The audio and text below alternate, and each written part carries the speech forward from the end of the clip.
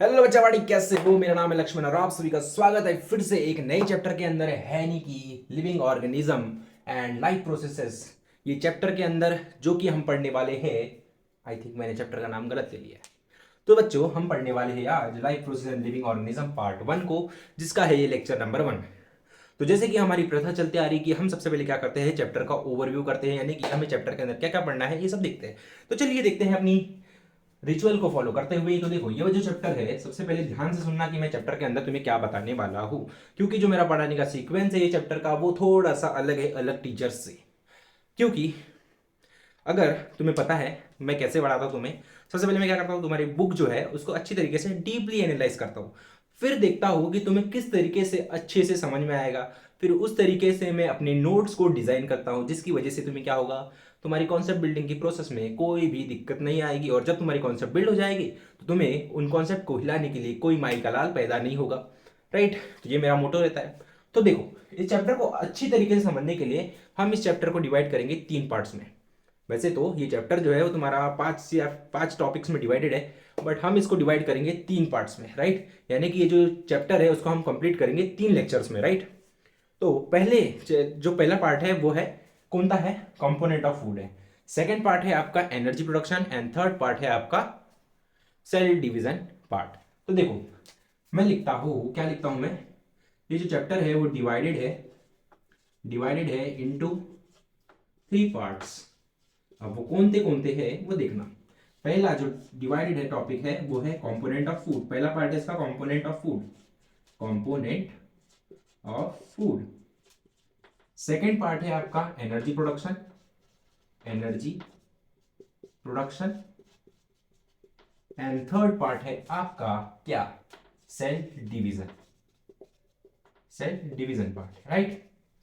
तो देखो, आपको एनर्जी प्रोडक्शन के अंदर पढ़ने हैं 3 सब टॉपिक्स। पहला है आपका, उसमें से सबसे पहला जो है वो है ग्लाइकोलाइसिस, ग्लाइकोलाइसिस। सेकेंड पढ़ना है आपको Krebs cycle, Krebs cycle. And third पढ़ना है आपको इलेक्ट्रॉन ट्रांसफर चेन रिएक्शन। फिर यहां पर आ जाओ, सेल डिवीजन के अंदर तुम्हें अगेन पढ़ना है 2 मेजर टॉपिक्स जो है वो है तुम्हारे माइटोसिस, माइटोसिस एंड फिर पढ़ना है तुम्हें मियोसिस। और इस तरीके से तुम्हारा जो सिलेबस है, यानी कि ये जो चैप्टर है वो कंप्लीट होने वाला है। अब ये जो चैप्टर का वेटेज है, इस चैप्टर का जो वेटेज है, वेटेज की स्पेलिंग जरा कमेंट में बताओ तो बच्चों। वेटेज जो है, इस चैप्टर का वेटेज जो है वो है 5 से 4 मार्क्स का, जो कि हमें बताता है कि ये जो चैप्टर है वो फॉल करता है हाई वेटेज कैटेगरी में। यानी कि ये जो चैप्टर है वो है हाई वेटेज कैटेगरी से बिलोंग करने वाला, इसलिए ये हमारे लिए चैप्टर बहुत ही इंपॉर्टेंट हो जाता है। ठीक है? इसके जो कॉन्सेप्ट बिल्ड हुए थे वो हुए थे आपके फर्स्ट चैप्टर में, हेरिडिटी एंड इवोल्यूशन के बेसिक वाले लेक्चर में। मैंने आपके इस चैप्टर के भी थोड़े बहुत कॉन्सेप्ट्स को क्या किया था, पढ़ाया था। तो जिन बच्चों ने पहला चैप्टर कंप्लीट नहीं किया है तो बच्चों प्लीज जाके उस चैप्टर को कंप्लीट कर लो, क्योंकि यहाँ पर थोड़ी बहुत कुछ 2-3 चीजें ऐसी आने वाली है जो मैंने फर्स्ट लेक्चर में पढ़े थे, यानी कि फर्स्ट चैप्टर में पढ़ाए थे। तो प्लीज जाओ वो लेक्चर, पहले फर्स्ट चैप्टर पढ़ लो, उसके बाद में सेकंड लेक्चर पढ़ लो, sorry first chapter second chapter पढ़ लो। आज मैं थोड़ा नशे में हूँ लगता है, वैसे मैंने कोई नशे नहीं किए, बट करता भी नहीं हूँ भाई। तो सुनो, तो हम पढ़ने वाले थे क्या, life process and living organism को, जिसको मैंने डिवाइड किया है 3 पार्ट्स में आपके बेटर अंडरस्टैंडिंग के लिए। तो सबसे पहला पार्ट पढ़ेंगे हम कंपोनेंट ऑफ फूड, जो कि आज के लेक्चर में हम कवर करेंगे। देन सेकंड पार्ट जो है इस चैप्टर का वो है एनर्जी प्रोडक्शन, जिसमें हम पढ़ने वाले glycolysis. Second one is Krebs cycle and third one is electron transfer chain reaction. फिर थर्ड पार्ट पे आ जाते हैं जो कि है आपका माइटोसिस और मियोसिस, जिसमें होने वाला है सेल का डिवीजन। यानी कि इस पार्ट में हम सीखने वाले हैं कि एक सेल से 2 सेल कैसे बनते हैं। समझ में आ गया? तो इस चैप्टर का वेटेज मैंने तुम्हें बता दिया कि 4 से 5 मार्क्स का है। अब सब कुछ बातें तो हो चुकी है, बट जो कुछ बातें आपके दिमाग में चल रही होगी उसको भी क्लियर कर देता हूं मैं बच्चों। अब तुम देख रहे होगी कि मैं तुम्हें पढ़ा रहा हूँ बिल्कुल ही छोटे से बोर्ड पर। पहले हम पढ़ाते थे आपको बड़े वाले बोर्ड पर, जहां पर आपको देखने में भी दिक्कत होती थी। आप बोलते थे sir video quality, video quality, video quality, video quality. पर बच्चों टेंशन मत लो, वहां पर भी कुछ काम हो रहा है। यानी कि जो मेरा पुराना स्टूडियो था जहां पर मैं रिकॉर्ड करता था लेक्चर्स को, वहां पर हो रहा है रिनोवेशन का काम। यानी कि वो जो क्लासरूम है वो हो रहा है रिनोवेशन का काम, जिसके कारण से जिसकी भी वो क्लास थी, जहाँ के वो ओनर थे, उन्होंने मुझे लात मार कर निकाल दिया। बोले तभी मुंह दिखाना जब ये क्लास रिनोवेट हो जाए, तभी तो पढ़ाएगा। बट मैंने क्या किया है, मेरा जो टारगेट है आपका सिलेबस कंप्लीट करवाने का, तो आपका सिलेबस जल्दी जल्दी कंप्लीट करवाने के लिए मैं अब ले रहा हूँ अपने घर से लेक्चर्स, ठीक है। इसलिए जो मेरे पास बोर्ड अवेलेबल है उसी के ऊपर मैं आपको बिल्कुल ही एकदम एक्स्ट्रा ऑर्डिनरी क्वालिटी में आपको आपका कंटेंट, बिल्कुल आपका सिलेबस बिल्कुल ही एक्स्ट्रा ऑर्डिनरी तरीके से कंप्लीट करेंगे। अब टेंशन मत लेना कि तुम्हारे कंटेंट के साथ में कोई कॉम्प्रोमाइज़ होगा, तो बिल्कुल ही नहीं। हमारे पास तो ऐसा कोई रूल ही नहीं है कि तुम्हारे कॉन्सेप्ट के साथ में कोई छेड़छाड़ी हो। मैं एक भी चीज़ कम नहीं पढ़ाऊंगा और एक भी चीज़ आउट ऑफ द सिलेबस नहीं पढ़ाऊंगा। थोड़ी सी ज़्यादा हो सकती है but out of the syllabus कुछ नहीं जाने वाला। तो टेंशन मतलब बिल्कुल ही डिटेल लेक्चर होने वाला ही है। तो ये है lecture number 1 of living life process and living organism का। तो आज हम पढ़ने वाले हैं बच्चों कंपोनेंट ऑफ द फूड, ठीक है। अभी तो इंट्रोडक्शन पार्ट तो खत्म हो ही चुका है। अगर आपको लिखना हो तो आप लिख सकते हो, नहीं लिखना है तो मत लिखो। वैसे तो आपको ये सब आपको मिल जाएगा आपके नोट्स के अंदर, जो कि पीडीएफ में, यानी कि डिस्क्रिप्शन में जो लिंक है पीडीएफ की, पीडीएफ नोट्स की, वहां पर आपको ये सब लिखा हुआ मिल जाएगा। बट जिन बच्चों ये अंदर थोड़ी बहुत भी समझ है वो लिख लेगा, ठीक है। क्योंकि बेस्ट नोट्स वही होते हैं जो आप अपने हाथ से बनाते हो, ठीक है। तो स्टार्ट करते हैं। सबसे पहले आज हम पढ़ने वाले हैं component of food, component of foods को। यहां पर मैं हेडिंग दे देता हूं, हम पढ़ने वाले हैं कंपोनेंट ऑफ फूड को, राइट। ये आज हमारा टॉपिक होने वाला है जिसको हम कवर करने वाले हैं। तो इसको स्टार्ट करने से पहले मैं आपसे क्वेश्चन पूछता हूं, हमारी बॉडी जो है वो क्यों वर्क कर रही है, किसके कारण की वजह से कर रही है, किस वजह से हमारी बॉडी जो है वो चल पाती है, बातें कर पाती है, बोल पाती है, हाथे हिला पाती है, हाथ हिला पाती है। ये सब जो काम है वो किस वजह से कर पाती है हमारी बॉडी? क्योंकि हमारे बॉडी के अंदर कुछ ऑर्गन प्रेजेंट्स है और वो ऑर्गन क्या करते हैं, एक ऑर्गन सिस्टम बनाते हैं, जो फिर क्या करता है, वो ऑर्गन सिस्टम काम करता है और हमारा जो हाथ पाँव हिलाना है, बोलना है, ये सब एग्जीक्यूट होता है। ये किसकी वजह से होता है? हमारे ऑर्गन सिस्टम्स की वजह से, यानी कि हमारे ऑर्गन्स की वजह से, हमारे ऑर्गन के काम करने की वजह से हम सब काम कर पाते हैं, राइट।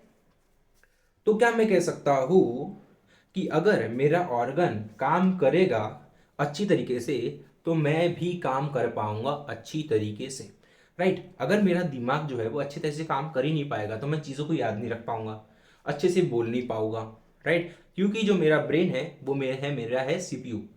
क्या है, जैसे अगर किसी कंप्यूटर को तुम्हें रन करना है तो उसका सबसे इंपॉर्टेंट हिस्सा क्या होता है? सीपीयू। क्योंकि वही सभी कुछ कमांड देता है, उसके अंदर ही सब कुछ प्रोग्राम फिट होता है। तो वैसे ही हमारा ब्रेन जो है वो हमारा ऑर्गन है, वो है हमारा सीपीयू। अगर वो अच्छे से काम नहीं करेगा तो हम भी अच्छे से वर्क नहीं कर पाएंगे। तो मैं कहता हूं कि जितने भी ऑर्गन्स हैं हमारे बॉडी के अंदर वो कंटिन्यूसली वर्क कर रहे हैं, इसलिए हम क्या कर पा रहे हैं, अच्छे तरीके से कंटिन्यूसली वर्क कर पा रहे हैं। तो यहां पर मैं लिखता हूं, तो यहां पर मैं क्या लिखता हूं, ऑल लिविंग ऑर्गेनिज्म, जितने भी लिविंग ऑर्गेनिज्म है उनके अंदर क्या है, वेरियस ऑर्गन सिस्टम जो है प्रेजेंट है, राइट। बहुत सारे ऑर्गन सिस्टम प्रेजेंट है जो कि विच वर्क्स कंटिन्यूसली, यानी कि जितने भी ऑर्गन सिस्टम है हमारे बॉडी के अंदर वो क्या कर रहे हैं, continuously work, continuously work, continuously perform कर रहे हैं, right. Works continuously performing and performing their function, यानी कि वो क्या कर रहे हैं, अपने फंक्शन को परफॉर्म कर रहे हैं कंटिन्यूसली वर्क करके। फंक्शन की स्पेलिंग शायद मेरे हिसाब से गलत हो चुकी है, फंक्शन, राइट, यही स्पेलिंग है ना फंक्शन की। अब मैंने क्या कहा तुमसे, हमारे बॉडी के अंदर क्या है, बहुत सारे ऑर्गन सिस्टम है जो कि कंटिन्यूसली वर्क कर रहे हैं और अपने वर्क को परफॉर्म कर रहे हैं, जिसकी वजह से हमारी बॉडी क्या हो रही है, रन हो रही है, यानी कि काम कर रही है, राइट। तो अब ये ऑर्गन सिस्टम नाम की चिड़िया क्या होती है, ऑर्गन सिस्टम क्या होता है, ये सब समझने के लिए अब हम बढ़ते हैं आगे। हमारे बॉडी के अंदर बहुत सारे ऑर्गन्स हैं, ये तो तुम्हें सभी को पता है। हमारी बॉडी यानी कि in human body, in human body many organ present, हमारे बॉडी के अंदर बहुत सारे ऑर्गन जो है वो प्रेजेंट है। जैसे कि एग्जांपल ले लेते हैं, एग्जांपल में हम ले लेते हैं हार्ट, हमारा दिल, जिसकी वजह से हम किसी से प्यार कर पाते हैं, बट हम क्या करें, हमें कोई मिलती नहीं है, ठीक है। तो हार्ट, फिर ले लेते हैं किडनी, जिसको बेचकर तुम अपना आईफोन ले सकते हो। फिर ले लेते हैं तुम्हारा ब्रेन, ब्रेन भी एक ऑर्गन हो गया। आई, आई मतलब मम्मी नहीं, आईज तुम्हारी आंखें। फिर ले लेते हैं तुम्हारी स्किन, स्टमक, ऐसे बहुत सारे तरीके के तुम्हारे अंदर क्या है, बहुत सारे ऑर्गन्स हैं। स्टमक, मक की स्पेलिंग बताओ यार, स्टमक, आई होप यही होगी स्पेलिंग राइट। स्टमक की मुझे नहीं पता यार, तुम देख लो, मैं तो ऐसे ही लिख के छोड़ दूंगा, ठीक है। तुम्हारी बॉडी के अंदर बहुत सारे ऑर्गन्स प्रेजेंट है। अब ये जो ऑर्गन्स है वो क्या करते हैं, एक दूसरे के साथ में वर्क परफॉर्म करके, एक दूसरे के साथ में वर्क परफॉर्म करके एक सिस्टम बनाते हैं जिसको हम बोलते हैं ऑर्गन सिस्टम। जैसे कि तुमने देखा होगा एक मशीन है, मशीन के अंदर बहुत सारे क्या होते हैं, पार्ट्स होते हैं। मशीन के अंदर क्या होते हैं, बहुत सारे पार्ट्स होते हैं जो कि एक साथ क्या करते हैं, काम करते हैं और क्या बनाते हैं, एक सिस्टम बनाते हैं जिसको हम मशीन कहते हैं, राइट। मशीन क्या है, एक सिस्टम है जिसके अंदर बहुत सारे छोटे छोटे पार्ट्स हैं। वो क्या करते हैं, एक दूसरे के साथ में अच्छी तरीके से कोऑर्डिनेटेड मैनर में क्या करते हैं, काम करते हैं, जिसकी वजह से वो सिस्टम रन होता है, यानी कि वो मशीन जो है वो चलती है, राइट। तुम्हें समझ में आता है क्या? तो अब देखो, हमारी बॉडी के अंदर भी, हमारी बॉडी भी क्या है, एक तरीके की मशीन है, यानी कि वो भी क्या है, एक सिस्टम है। उसको रन करने के लिए हमारे बॉडी के अंदर बहुत सारे सिस्टम है, राइट। अब वो जो सिस्टम है, एक पर्टिकुलर सिस्टम है, वो भी एक छोटे छोटे पार्ट से मिलकर बना हुआ है। अब वो जो छोटे छोटे पार्ट्स है उनको मैं कहता हूँ ऑर्गन्स, ठीक है। अब वो जो ऑर्गन्स है वो एक कोऑर्डिनेटेड मैनर में एक साथ काम करते हैं। किसके मैनर में करते हैं, कोऑर्डिनेटेड मैनर में एक साथ काम करते हैं, जिसकी वजह से क्या होता है, वो सिस्टम बनता है। तो मैं कहता हूं ये जितने भी ऑर्गन्स है, this organs work together and form organ system. तुम्हें ये बात समझ में आई क्या, कि जितने भी ऑर्गन्स है वो एक दूसरे के साथ में वर्क करते हैं और एक फॉर्म करते हैं एक ऑर्गन सिस्टम को, यानी कि छोटे छोटे पार्ट जो है वो एक दूसरे के साथ में अटैच होकर क्या करते हैं, काम करते हैं, एक दूसरे के साथ में मिलकर काम करते हैं और क्या बनाते हैं, एक सिस्टम बनाते हैं जिससे कि हमारी मशीन जो है वो रन करती है। जैसे कि हम एग्जांपल ले लेते हैं अपना, हम अपने आप को मान लेते हैं मशीन, और हम किसकी वजह से रन हो रहे हैं, ऑर्गन सिस्टम्स की वजह से। अब ये जो ऑर्गन सिस्टम है किसकी वजह से बना हुआ है, ऑर्गन्स की वजह से बना हुआ है। अब ये ऑर्गन जो है वो एक दूसरे के साथ में काम करके क्या बनाते हैं, एक सिस्टम बनाते हैं जिसको हम कहते हैं ऑर्गन सिस्टम। आई होप आपको ऑर्गन सिस्टम जो है, ये वर्ड जो है, ये जो टर्म जो है उसको अच्छी तरीके से समझने में कोई दिक्कत नहीं आई हो। अब देखो, हमारे बॉडी के अंदर टोटल 7 तरीके के major type of organ system होते हैं। वैसे तो देखा जाए तो 12 तरीके के हमारे अंदर ऑर्गन सिस्टम है, बट जो आपके सिलेबस के अंदर इंक्लूडेड है उन्हीं को हम पढ़ेंगे, रिलेवेंट ही रहेंगे, इसलिए हम पढ़ेंगे सिर्फ और सिर्फ 7 तरीके के ऑर्गन सिस्टम्स को, ठीक है। वैसे तो हमें इसको डिटेल में नहीं पढ़ना है, बट मैं आपको इंट्रोड्यूस करा देता हूं कि हमारे बॉडी के अंदर कितने तरीके के ऑर्गन सिस्टम होते हैं। हमारे बॉडी के अंदर होते हैं बच्चों 7 तरीके के ऑर्गन सिस्टम। देयर, देयर की स्पेलिंग बताओ तुम पहले तो, THEIR, there are seven type, 7 type of organ system present in human body. हमारे बॉडी के अंदर, ह्यूमन बॉडी के अंदर 7 तरीके के major type of organ system present होते हैं। अब वो कौन कौन हैं ध्यान से देखना। सबसे पहला आ जाता है तुम्हारा स्केलेटल सिस्टम। पहला कौन सा आ जाता है बच्चों, स्केलेटल सिस्टम। कौन सा आ जाता है, स्केलेटल, स्केलेटल सिस्टम, जिसके ऊपर तुम्हारी बॉडी जो है वो स्टैंड है, यानी कि तुम खड़े किसकी वजह से हो, अपनी बोन्स की वजह से। अगर तुम्हारी बॉडी के अंदर से मैं स्केलेटल सिस्टम को, यानी कि पूरी के पूरी बोन्स को हटा दूं तो तुम कैसे हो जाओगे, तुम एक लिक्विड के जैसे हो जाओगे, यानी कि पूरी लिक्विड की तरह जमीन पर फैल जाओगे, ना तुम चल पाओगे ना रेंग पाओगे, राइट। तुम्हारी बॉडी का कोई स्ट्रक्चर ही नहीं होगा। अगर तुम्हारी बॉडी के अंदर बोन्स प्रेजेंट है, यानी कि तुम्हारी बॉडी के अंदर स्केलेटल सिस्टम प्रेजेंट है, उसी वजह से क्या हो, तुम खड़े हो पा रहे हो, ठीक है। तो जो स्केलेटल सिस्टम है वो छोटी छोटी हड्डियों से, छोटी बड़ी हड्डियों से मिलकर बनता है, यानी कि हड्डी भी जो है हमारे अंदर क्या है, ऑर्गन ही है। हड्डी को भी, जो बोन्स भी है उनको भी हम ऑर्गन ही बोलते हैं, ऑर्गन की कैटेगरी में ही लेते हैं। इसलिए हमारा जो और स्केलेटल सिस्टम है वो छोटी बड़ी हड्डियों से, यानी कि बहुत सारे ऑर्गन्स जिनको हम हड्डी बोलते हैं उनसे मिलकर बना हुआ है, ठीक है। अब दूसरे टाइप का जो ऑर्गन सिस्टम आता है वो होता है मस्कुलर सिस्टम। दूसरे टाइप का जो सिस्टम आता है वो होता है मस्कुलर सिस्टम, मस्कुलर सिस्टम। अब ये जो मस्कुलर सिस्टम है वो बहुत सारे अलग अलग तरीके के मसल से मिलकर बना हुआ था। अगर तुमने 9th में अच्छे से पढ़ा हो तो तुम्हें पता होगा कि हमारे अंदर बहुत सारे अलग अलग टाइप के मसल्स होते हैं, जैसे कि कार्डियक मसल जिससे हमारा हार्ट बनता है, स्ट्रेटिफाइड मसल्स, ये सब अलग अलग तरीके के हमारे अंदर मसल्स प्रेजेंट होते हैं, जिसकी वजह से हमारी बॉडी जो है वो अच्छी तरीके से उभर पाती है, यानी कि अच्छी तरीके से उसके ऊपर मसल्स की कोटिंग होती है, इसलिए हम विजिबल होते हैं। नहीं तो अगर हमारे अंदर मस्कुलर सिस्टम नहीं होता तो हम सिर्फ और सिर्फ हड्डी का ढांचा होते, राइट। फिर दूसरे टाइप का हमारा अंदर जो सिस्टम आ जाता है वो होता है न्यूरल सिस्टम। न्यूरल सिस्टम जिसकी वजह से हम काम कर पाते हैं। ये न्यूरल सिस्टम जो होता है वो दो चीजों से मिलकर बनता है, दो ऑर्गन से मिलकर बनता है। तीन चीजों से मिलकर बनता है। पहला तो होते हैं आपके ब्रेन, सबसे पहला तो ऑर्गन है आपका ब्रेन, जो कि आपके अंदर सिग्नल्स को भेजता है। अब उन सिग्नल को रिसीव कौन करता है? आपकी स्पाइनल कॉर्ड। तो उस सिग्नल को स्प्रेड करने के लिए होती है आपकी स्पाइनल कॉर्ड। तो दूसरा ऑर्गन हो गया तुम्हारा स्पाइनल कॉर्ड। एंड तीसरा होता है तुम्हारे नर्व्स की एंडिंग। तुम्हारे अंदर जितनी भी नर्व्स है उसके थ्रू क्या होते हैं, जो ब्रेन है जो इम्पल्सेस भेजता है वो जाते हैं सबसे पहले तो तुम्हारे ब्रेन के अंदर बनते हैं, फिर जाते हैं तुम्हारे स्पाइनल कॉर्ड के अंदर, फिर वो नर्व एंडिंग के थ्रू तुम्हारी बॉडी को कमांड देते हैं कि भाई अपना हाथ उठा ले, अपना हाथ नीचे कर ले। ये सब होता है तुम्हारे न्यूरल सिस्टम के अकॉर्डिंग। फिर तीसरे टाइप का मतलब fourth type of organ system आता है, वो होता है तुम्हारा रेस्पिरेटरी रेस्पिरेटरी सिस्टम।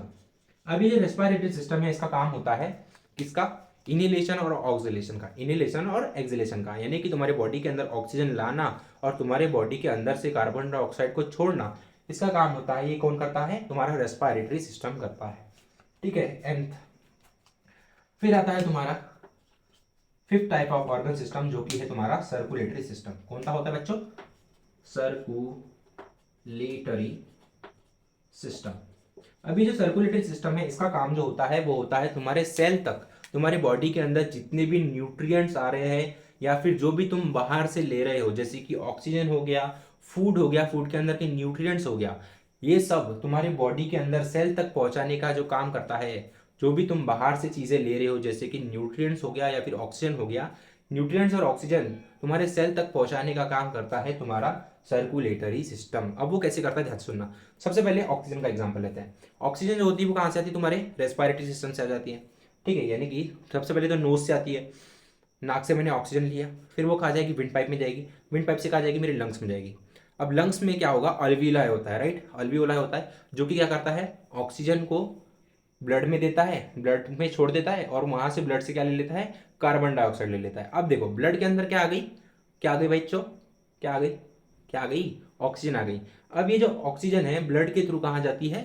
तुम्हारे हार्ट के पास में जाती है। सबसे पहले तो हार्ट के पास में जाएगी, फिर जो हार्ट है वो पंप करेगा किसके पास में? तुम्हारे सेल्स के पास में।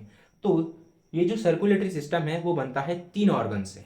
पहला हो जाता है तुम्हारा ब्लड वेसल्स, दूसरा हो जाता है तुम्हारा heart, and third one is capillaries. यानी कैपिलरी जो होता है वो होता है तुम्हारे ब्लड वेसल्स का गुच्छा, जिसकी मदद से तुम्हारा एक सर्कुलेटरी सिस्टम बनता है। सर्कुलेटरी सिस्टम का सिर्फ इतना काम होता है कि तुम्हारे बॉडी के अंदर जितनी भी चीजें आ रही है, जितनी भी यूजफुल चीजें आ रही है, उनको सेल तक पहुंचाना, राइट।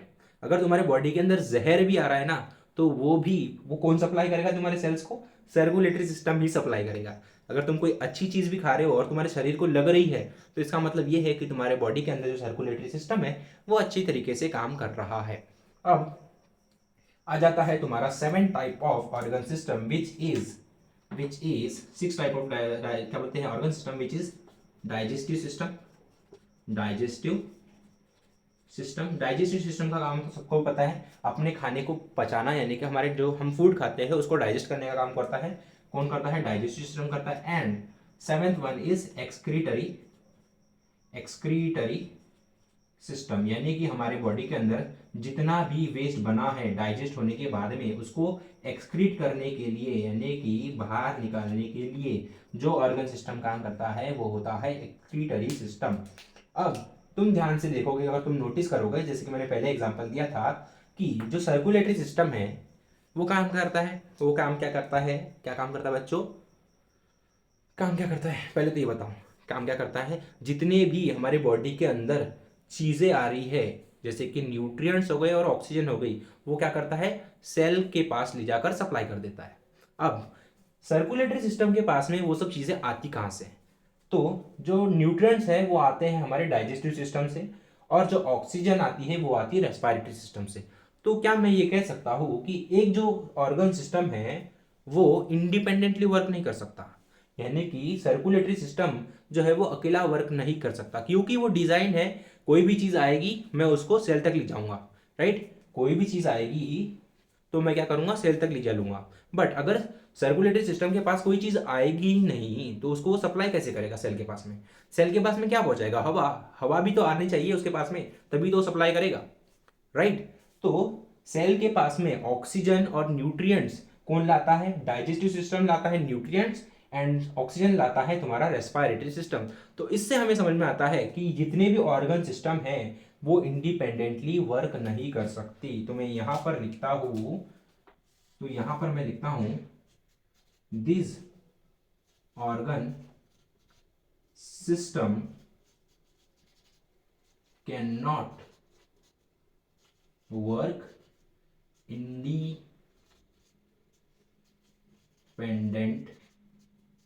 यानी कि जितने भी ऑर्गन सिस्टम हैं वो इंडिपेंडेंटली यानी कि अकेले अकेले वर्क नहीं कर सकते। उन्हें अपना वर्क परफॉर्म करने के लिए एक दूसरे की हेल्प लेनी ही होगी।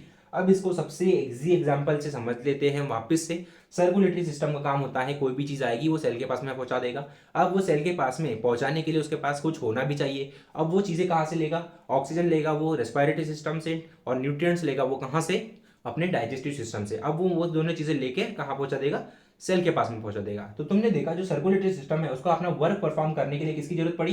रेस्पिरेटरी सिस्टम की जरूरत पड़ी और डाइजेस्टिव सिस्टम की जरूरत पड़ी। इसलिए मैंने यहां लिखा जितने भी ऑर्गन सिस्टम हैं वो एक दूसरे के साथ में वर्क परफॉर्म करेंगे, यानी कि एक दूसरे के ऊपर डिपेंडेंट होकर काम करेंगे, ना कि इंडिपेंडेंट होके। एक दूसरे के बिना वो कोई भी काम नहीं कर सकते। कौन? Organ system.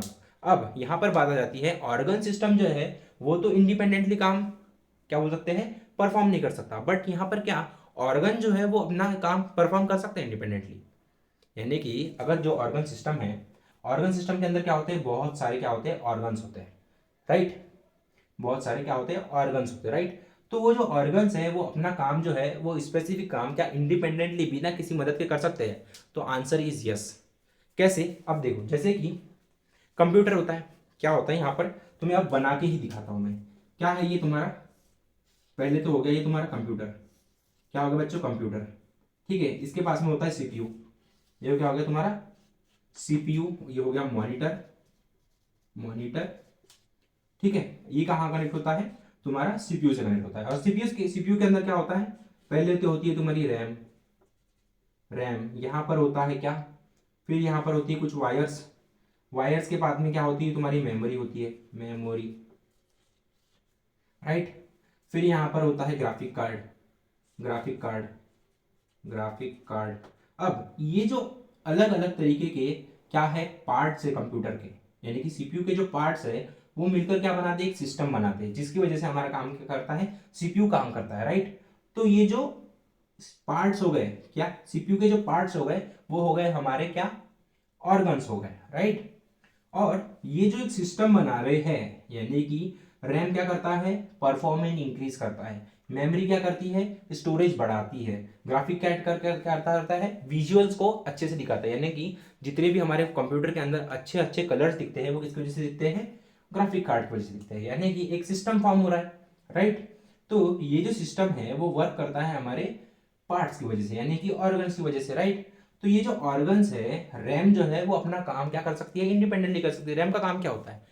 परफॉर्मेंस को इंक्रीज करना। अगर तुम्हारे मोबाइल की रैम जो है वो 8 से 12 GB रैम है, 8 से 12 GB रैम है, तो तुम अपने मोबाइल में क्या कर सकते हो? अच्छी तरीके से गेम परफॉर्म कर सकते हो, राइट। जो तुम्हारे परफॉर्मेंस के यानी कि तुम्हारे जितने भी मोबाइल है उनकी परफॉर्मेंस को इंक्रीज करने का काम कौन करता है? रैम करता है। तुम्हारे स्टोरेज का काम कौन करता है? मेमोरी करता है।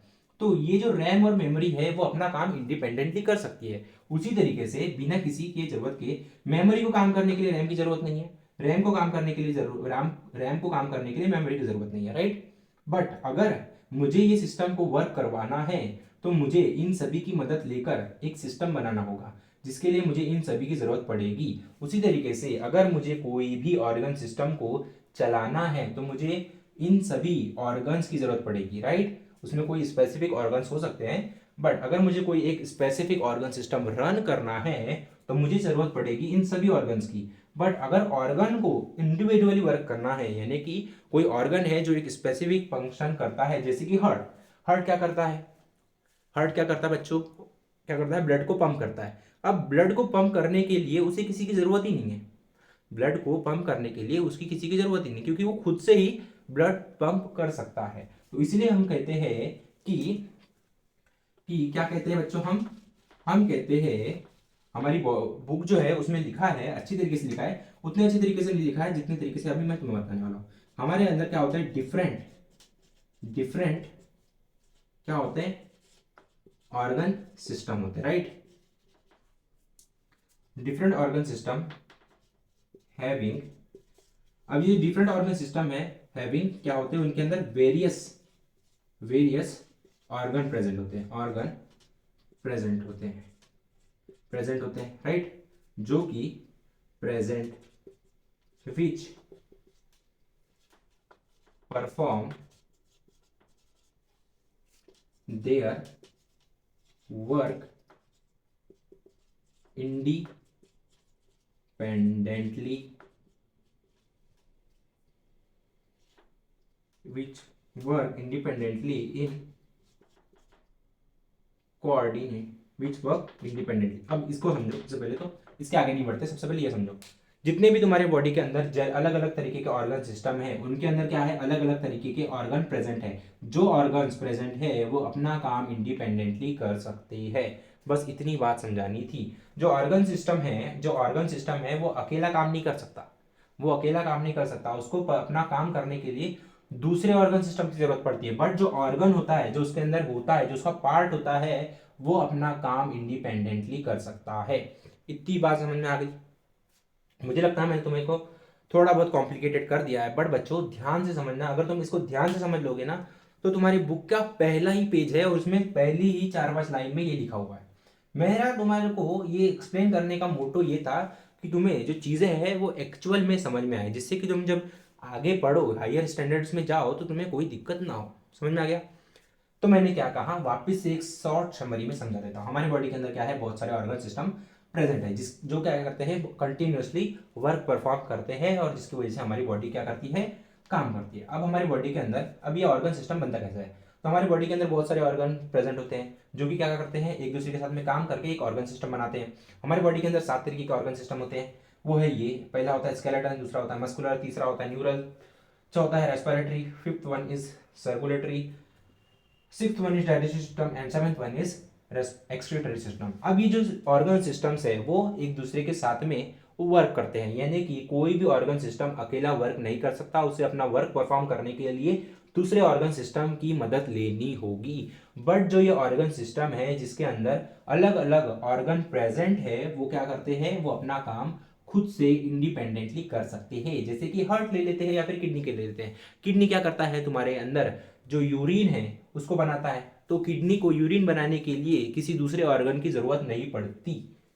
इतनी बात समझ में आ गई? वो एक स्पेसिफिक फंक्शन कर सकता है, ठीक है। इसलिए हम कहते हैं डिफरेंट ऑर्गन सिस्टम के पास में वेरियस ऑर्गन प्रेजेंट होते हैं, जो कि अपना काम जो है वो इंडिपेंडेंटली कर सकते हैं। आई होप आपको ये टॉपिक अच्छे से समझ में आया हो। अब हम बढ़ते हैं आगे। सबसे पहले काम कर लो, इसको लिख लो। तो बच्चों अब हम बढ़ते हैं आगे। देखो, अब हमने तो ये समझ लिया कि हमारी बॉडी किस तरीके से वर्क करती है, क्यों वर्क करती है। क्यों वर्क करती है? हमारी बॉडी के अंदर जितने भी ऑर्गन सिस्टम है उसकी वजह से हमारी जो बॉडी है वो वर्क करती है। तो क्या मैं यहाँ लिख सकता हूँ, क्या लिख सकता हूँ बच्चों? बिकॉज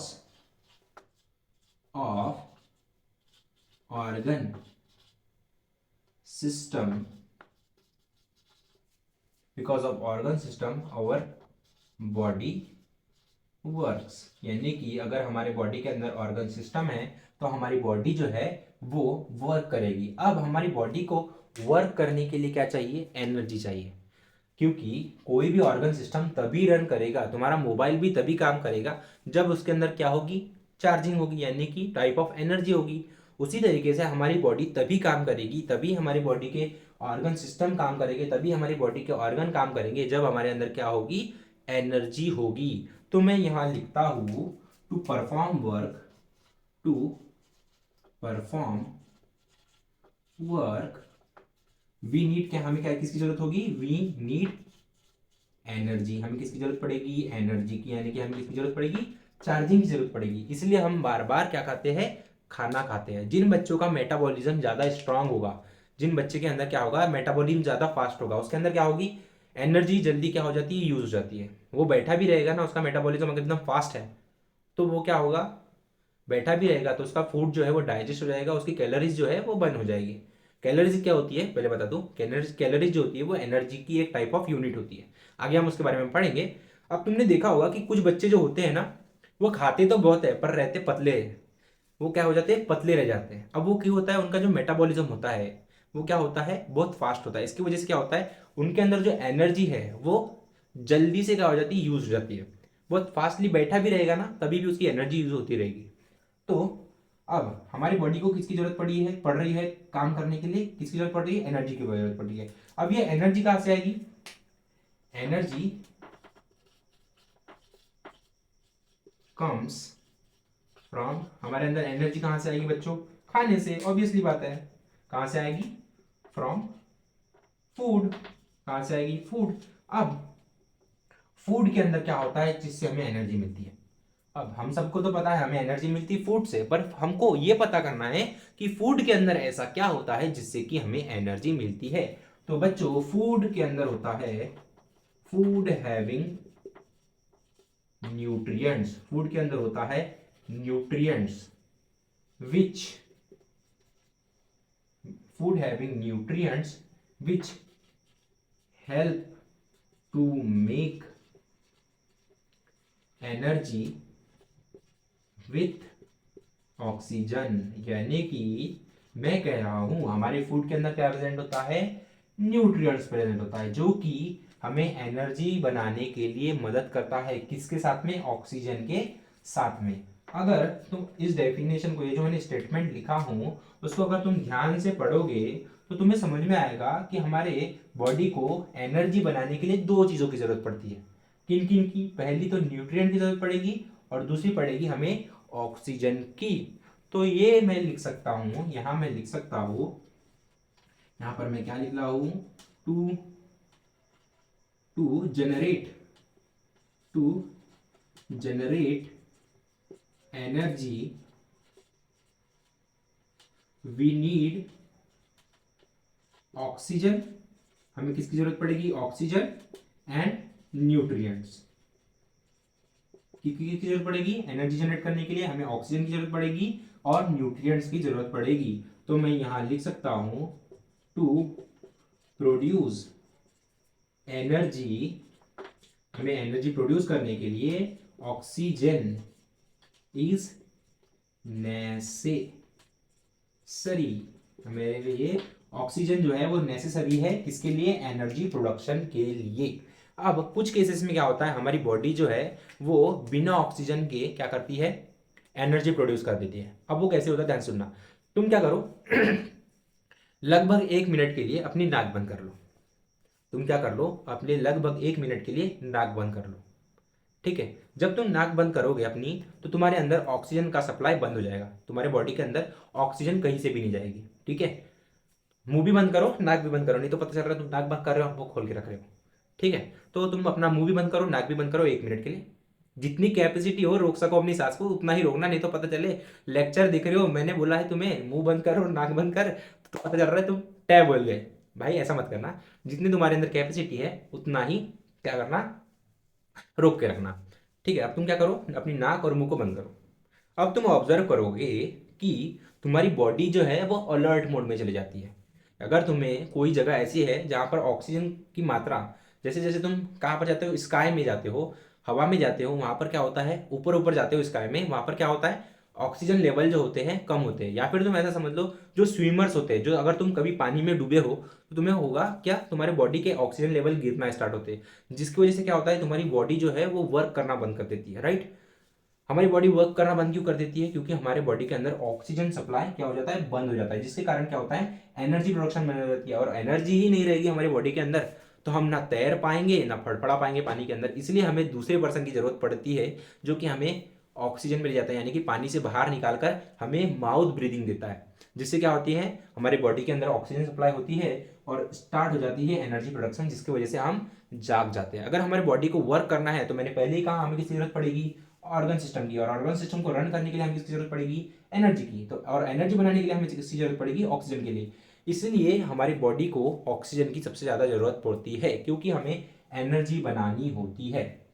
अब देखो मैं तुम्हें बता रहा था कि हमारी बॉडी जो है वो बिना ऑक्सीजन के भी एनर्जी बनाती है इन एनएरोबिक रेस्पिरेशन, पर ये शॉर्ट टर्म के लिए होता है। हाँ, जब तुम्हारी बॉडी जो है वो सर्वाइवल मोड में जाती है, जब तुम किसी लो ऑक्सीजन एरिया में जाते हो, जब तुम्हें ऑक्सीजन की डिफिशियंसी होती है, या फिर तुम जब रन करते हो, जब तुम दौड़ते हो, तो तुम देखोगे तुम्हारी बॉडी जो है वो एकदम फास्टली क्या करती है, वर्क करती है, राइट। तो तुम्हारे ऑर्गन सिस्टम जो है वो एकदम स्पीडली क्या करती है, रन करती है, यानी कि ऑर्गन सिस्टम जो है वो एकदम फटाफट क्या करते हैं, वर्क करते हैं, जिसकी वजह से उनके क्या लगता है, बहुत ज़्यादा एनर्जी लगती है, वो फटाफट क्या करते हैं, एनर्जी कंज्यूम करते हैं, राइट। बट जो हमारी बॉडी है वो उतने फास्टली क्या नहीं कर पाती, एनर्जी बना नहीं पाती, तो वो क्या करती है, अपने अंदर सर्वाइवल मोड एक्टिवेट करके बिना ऑक्सीजन के ही एनर्जी बनाती है for short time of period.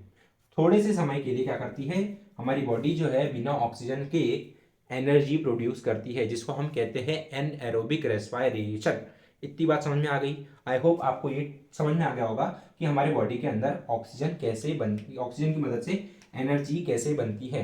तो देखो यहां पर मैं लिखता हूं how body makes energy with oxygen. हमारी बॉडी जो है वो ऑक्सीजन की मदद से कैसे एनर्जी बनाती है, सबसे पहले तो ये समझो। सबसे पहले क्या होता है, तुम फूड खाते हो, सबसे पहले एनर्जी बनाने के लिए सबसे पहले क्या जरूरत है, हमें फूड की जरूरत है। तो सबसे पहले हम क्या करते हैं, फूड खाते हैं, फिर वो क्या होता है, डाइजेस्ट होता है। डाइजेस्ट होता है किसमें, इन स्टमक में। स्टमक में जाके क्या होता है, डाइजेस्ट होता है। फिर वो जो फूड है वो ब्रेक डाउन होता है, food break down into nutrient and absorb into blood। यानी कि फूड क्या होता है, ब्रेक डाउन हो जाता है, इसमें न्यूट्रिएंट्स में ब्रेक डाउन हो जाता है और वो एब्जॉर्ब हो जाता है हमारे ब्लड के अंदर, राइट। ब्लड के अंदर एब्जॉर्ब हो गया तो ब्लड के अंदर क्या होगा, एब्जॉर्ब होने के कारण क्या होगा, जो हमारे सर्कुलेटरी सिस्टम है वो कहाँ पहुंचा देगा उसको, जो एब्जॉर्ब न्यूट्रिएंट्स है वो कहाँ पहुंचा देगा, सेल के पास में पहुंचा देगा, राइट। तो क्या होता है, ब्लड के अंदर क्या प्रेजेंट होता है, पहले से ऑक्सीजन प्रेजेंट होती है। मैंने तुम्हें बताया था ब्लड के अंदर क्या होती है, दो चीजें प्रेजेंट होती है। ब्लड के अंदर क्या प्रेजेंट होती है, दो चीजें। क्या, पहली तो होती है तुम्हारी ऑक्सीजन और दूसरी होती है न्यूट्रिएंट्स प्रेजेंट होती है, राइट। तो देखो तुम्हारी बॉडी के अंदर न्यूट्रिएंट्स कहाँ से आए, तुम्हारी बॉडी के अंदर आए न्यूट्रिएंट्स फूड की वजह से। तुम्हारे फूड जो है वो डाइजेस्ट हुआ तुम्हारे स्टमक के अंदर और वो ब्रेक डाउन हो गया न्यूट्रिएंट्स के अंदर, और ये जो न्यूट्रिएंट्स जो ब्रेक डाउन हुए थे वो कहाँ एब्जॉर्ब हो गए, तुम्हारे ब्लड के अंदर। फूड की वजह से कहाँ आए, तुम्हारे जो फूड तुम्हारे ब्लड के अंदर न्यूट्रिएंट्स कहाँ से आया, फूड की वजह से आया, राइट। और जो ऑक्सीजन आया वो आया तुम्हारे रेस्पिरेशन के कारण। रेस्पिरेशन मतलब तुम्हारे ऑक्सीजन लेने के कारण तुम्हारे ब्लड के अंदर क्या आया, O2 आया, यानी कि ऑक्सीजन आया। तो ऑक्सीजन एंड न्यूट्रिएंट जो है वो कहां जाते हैं, तुम्हारे सेल के माइटोकॉन्ड्रिया के अंदर जाते हैं, माइटोकॉन्ड्रिया के अंदर जाते हैं। अब ये जो माइटोकॉन्ड्रिया है वो क्या करता है, सेल के अंदर जो माइटोकॉन्ड्रिया है वो क्या करता है, एनर्जी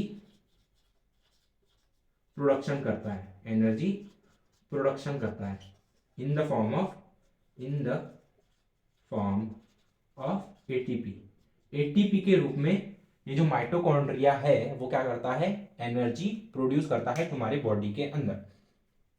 मैंने क्या कहा तुमसे, तुम्हारी बॉडी जो है वो एनर्जी ऑक्सीजन के साथ में कैसे बनाते हैं, सबसे पहले हम ये देखते हैं। तो हमारी बॉडी के अंदर सबसे पहले हम फूड लेते हैं, ठीक है। फूड क्या होते हैं, डाइजेस्ट हो जाते हैं हमारे स्टमक के अंदर, और वो फूड जो है वो ब्रेक डाउन हो जाता है न्यूट्रिएंट्स के अंदर।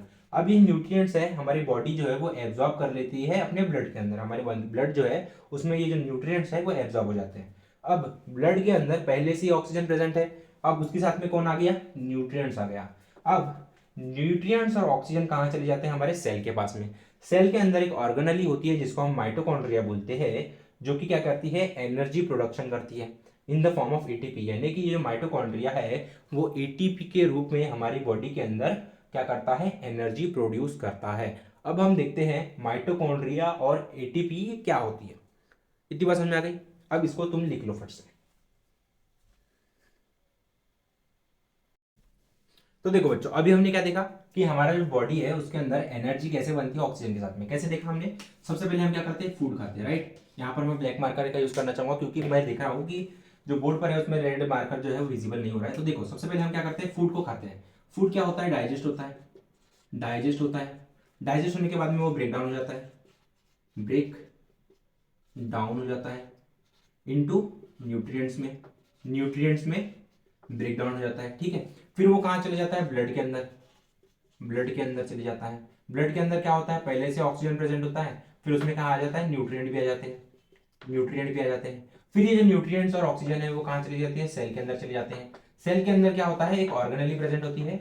ऑर्गेनेली प्रेजेंट होती है। ऑर्गेनेली ऑर्गेनेली प्रेजेंट होती है जिसको हम कहते हैं माइटोकॉन्ड्रिया। क्या कहते हैं बच्चों? माइटोकॉन्ड्रिया कहते हैं। अब ये जो माइटोकॉन्ड्रिया नाम की ऑर्गेनेली है वो क्या करती है? एनर्जी बनाती है, एनर्जी प्रोड्यूस करती है, प्रोड्यूस करती है with the help of nutrient and oxygen. Oxygen और न्यूट्रिएंट्स का मदद लेके जो माइटोकॉन्ड्रिया है वो एनर्जी बनाता है इन the form of ATP. ATP के रूप में हमारी बॉडी जो है वो क्या करती है? एनर्जी प्रोड्यूस करती है। अब ये देखो, अच्छे से समझना, सेल के अंदर क्या आ गया? ऑक्सीजन आ गया और न्यूट्रिएंट आ गया। अब सेल के अंदर जाने की वजह से उसके अंदर एक ऑर्गेनेली प्रेजेंट होती है जिसको हम कहते हैं माइटोकॉन्ड्रिया, ठीक है। सेल के अंदर क्या प्रेजेंट होती है? ऑर्गेनेली प्रेजेंट होती है जिसको हम कहते हैं माइटोकॉन्ड्रिया।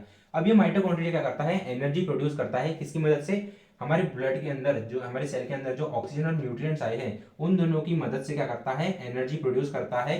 किसके रूप में? एटीपी के रूप में हमारे बॉडी के अंदर क्या बनती है? माइटोकॉन्ड्रिया के अंदर क्या बनती है? एनर्जी बनती है। यानी कि एटीपी के रूप में हमारे बॉडी के अंदर एनर्जी प्रोड्यूस होती है।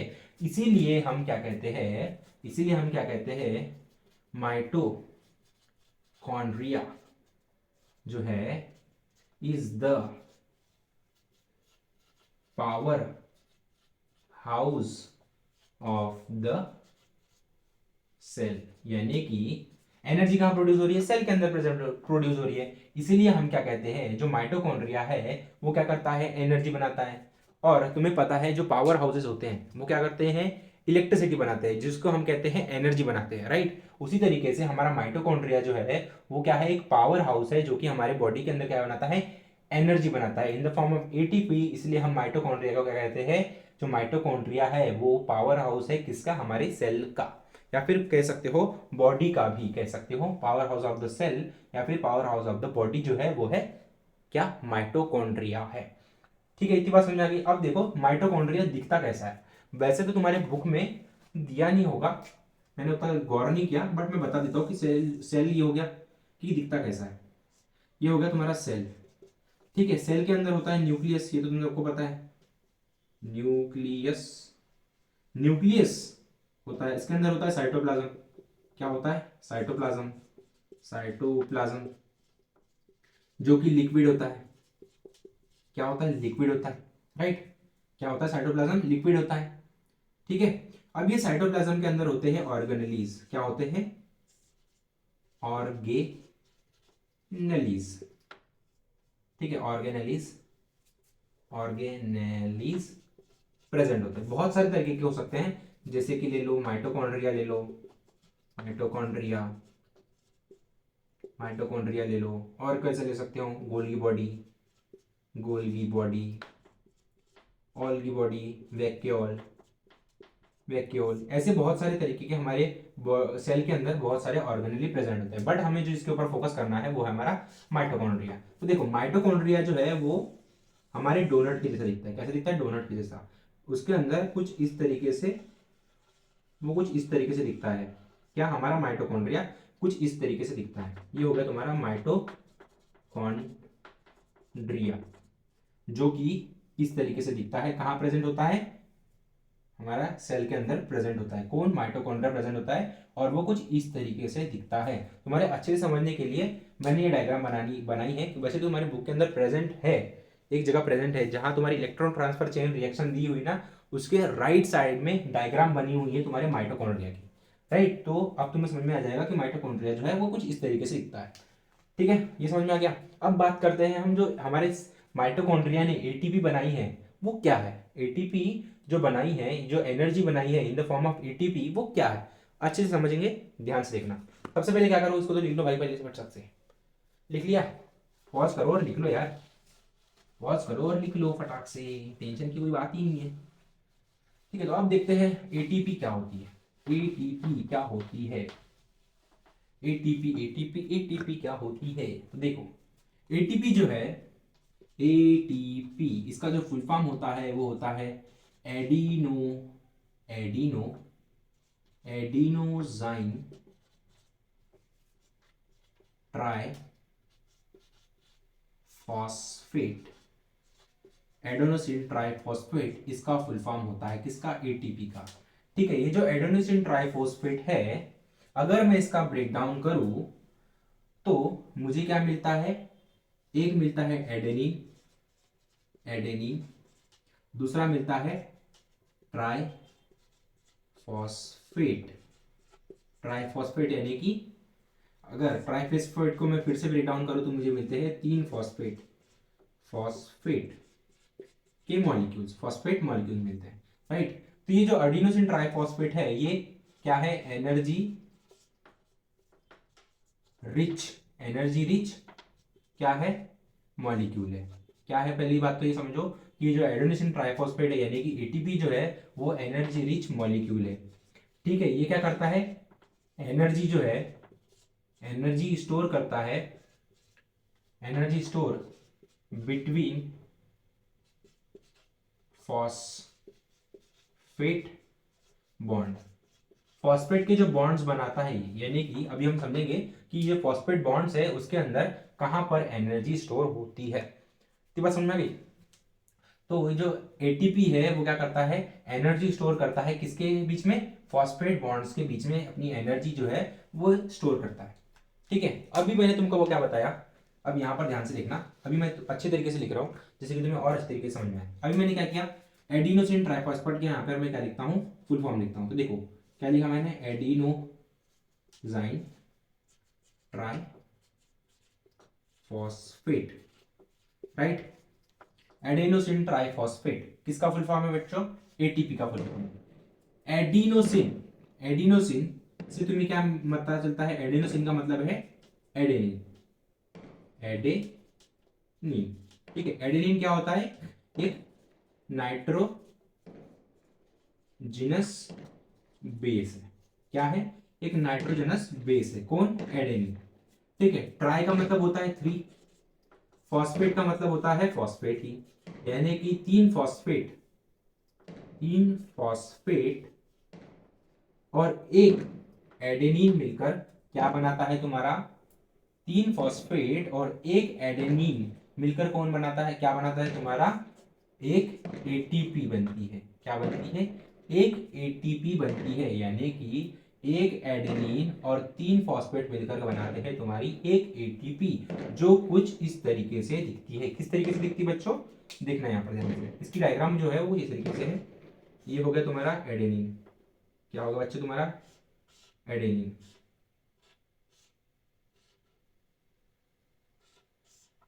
ये हो गया तुम्हारा एडेनिन। क्या हो गया? एडेनिन। ठीक है, अब ये कनेक्ट होता है किससे?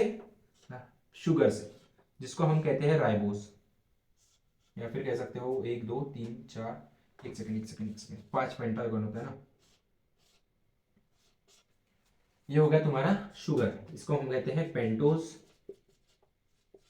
पेंटोज शुगर, पेंटोज शुगर जिसका नाम है राइबोस।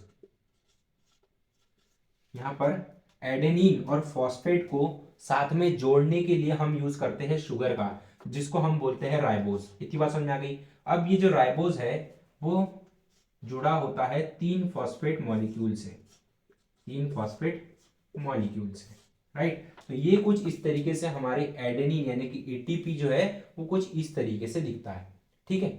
अब देखो एडेनिन किसके साथ में कनेक्ट है, एडेनिन और फॉस्फेट को कौन जोड़ रहा है, पेंटोस शुगर जोड़ रहा है, जिसको हम कहते हैं राइबोस।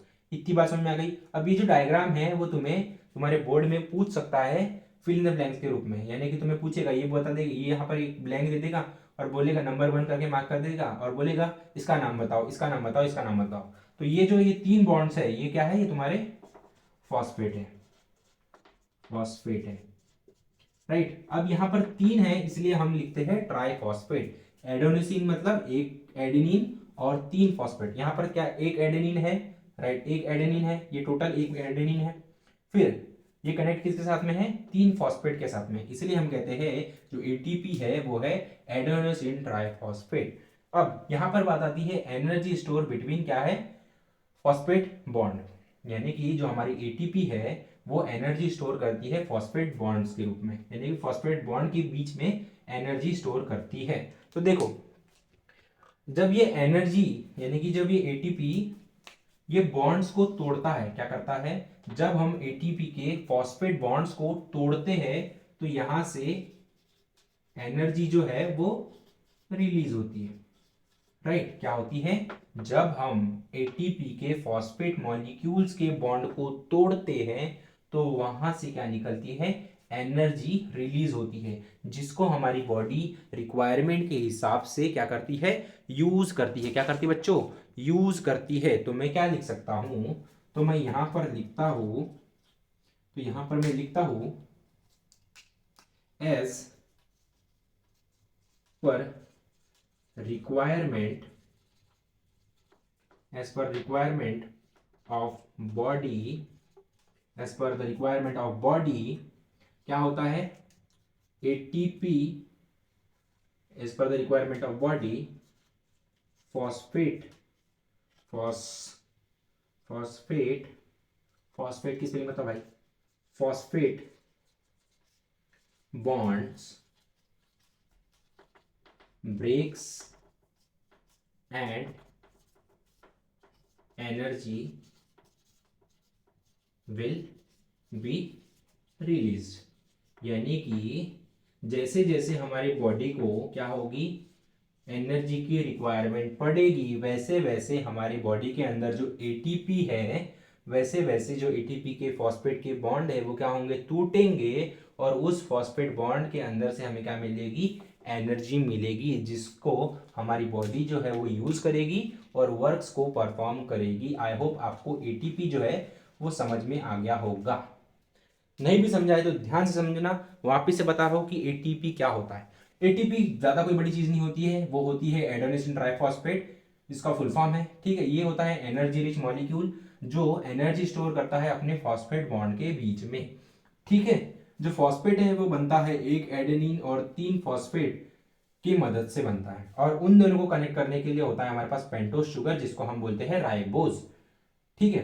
अब देखो एडेनिन कनेक्ट हुआ है पेंटोस शुगर के साथ में और पेंटोस शुगर ने कनेक्ट किया है 3 फॉस्फेट बॉन्ड्स को, ठीक है। अब ये 3 फॉस्फेट बॉन्ड्स जो है, 3 फॉस्फेट जो है उन्होंने एक दूसरे के साथ में बॉन्ड बनाया है और उन बॉन्ड्स के अंदर है तुम्हारी प्योर टाइप ऑफ एनर्जी। अब ये एनर्जी कब निकलती है, जब तुम्हारी बॉडी को एनर्जी की रिक्वायरमेंट होती है। कैसे, as per the requirement of body क्या होता है, जैसे जैसे बॉडी को एनर्जी की रिक्वायरमेंट होती है तब क्या होता है, फॉस्फेट बॉन्ड जो है जो यहाँ पर बने हुए हैं जहाँ पर एनर्जी स्टोर है वो क्या होते हैं, ब्रेक होते हैं और वहां से क्या होती है, एनर्जी रिलीज होती है और उस एनर्जी रिलीज एनर्जी को हमारी बॉडी यूज करके क्या करती है, हमारे ऑर्गन सिस्टम को रन करती है और हमारी बॉडी जो है वो वर्क करती है। आई होप आपको एटीपी समझा होगा, समझ गया कि हमारी बॉडी जो है वो किस तरीके से एनर्जी बनाती है ऑक्सीजन और न्यूट्रिएंट्स की मदद से। सबसे पहले क्या होता है बच्चों, क्या होता है, ध्यान से सुनना। सबसे पहले क्या होता है, एनर्जी कैसे बनती है हमारी बॉडी के अंदर, सबसे पहले तो हम फूड को खाते हैं, डाइजेस्ट होता है, फिर वहां से न्यूट्रिएंट्स और ऑक्सीजन जो है हमारे ब्लड के अंदर आ जाते हैं। फिर वो जो ऑक्सीजन और न्यूट्रिएंट्स है वो कहाँ चले जाते हैं, सेल के अंदर। सेल के अंदर से वो कहाँ चले जाते हैं, उसके अंदर जो ऑर्गेनेली प्रेजेंट है, उसके अंदर जो माइटोकॉन्ड्रिया प्रेजेंट है उसके अंदर से कहाँ, उसके अंदर चले जाते हैं। फिर माइटोकॉन्ड्रिया क्या करता है, एटीपी बनाता है, यानी कि एनर्जी बनाता है, राइट। न्यूट्रिएंट्स और ऑक्सीजन का यूज करके क्या बनाता है, एटीपी बनाता है। एटीपी क्या है, कोई बड़ी चीज नहीं है, एडेनोसिन ट्राइफॉस्फेट है, जो कि एनर्जी रिच मॉलिक्यूल है, जो कि अपनी एनर्जी स्टोर करता है फॉस्फेट बॉन्ड्स के बीच में। ठीक है, जैसे जैसे हमारी बॉडी को एनर्जी की रिक्वायरमेंट पड़ती है वैसे वैसे एनर्जी के ये जो फॉस्फेट के बॉन्ड है वो टूटते हैं, वहां से एनर्जी रिलीज होती है और हमारी बॉडी उस एनर्जी रिलीज एनर्जी को यूज कर लेती है। तो ये थी आपकी एटीपी। अब हम बढ़ते हैं किसके तरफ, न्यूट्रिएंट्स की तरफ। अब न्यूट्रिएंट्स में ऐसा क्या होता है, ऑक्सीजन का तो हमें समझ में आ गया कि जो ऑक्सीजन है वो क्या करती है, न्यूट्रिएंट्स को बर्न करके, न्यूट्रिएंट्स को जला करके क्या करती है, एनर्जी बनाती है। ऑक्सीजन का काम क्या होता है, जलाना। अगर तुम्हें घर में कभी तुम आग लगाओ, किसी तुम ऐसे खुली जगह में आग लगाओ और वैक्यूम, एक वैक्यूम चेंबर ले लो और एक एम्प्टी स्पेस ले लो जहां पर एरिया है, क्या है, हवा है। अगर तुम हवा वाली जगह में आग जलाते हो तो इजीली जल जाएगी, बट अगर तुम वैक्यूम चेंबर में फायर जलाने की कोशिश करते हो तो नहीं जल पाती, राइट। तो हमें भी न्यूट्रिएंट्स को जलाकर, यानी कि न्यूट्रिएंट्स को बर्न करके एनर्जी प्रोड्यूस करनी होती है माइटोकॉन्ड्रिया के अंदर, राइट। तो जो ऑक्सीजन है इसलिए जरूरी होती है to burn nutrients and produce energy in the form of ATP in mitochondria. Mitochondria के अंदर हमें ऑक्सीजन की इसलिए जरूरत पड़ती है क्योंकि वो जो माइटोकॉन्ड्रिया है वो न्यूट्रिएंट्स को बर्न करता है और क्या करता है बच्चों, क्या करता है, एनर्जी प्रोड्यूस करता है। तो अभी तो हमको तो पता है कि ऑक्सीजन क्या होती है। ऑक्सीजन जो है वो दो दो क्या है, ऑक्सीजन के दो क्या होते बोलते हैं यार, ऑक्सीजन एलिमेंट्स है, उनका बॉन्ड है। ये तो हम सभी को पता है जिसको हम यूज करते हैं, राइट। बट हम जो पढ़ेंगे अभी, हम पढ़ेंगे न्यूट्रिएंट्स।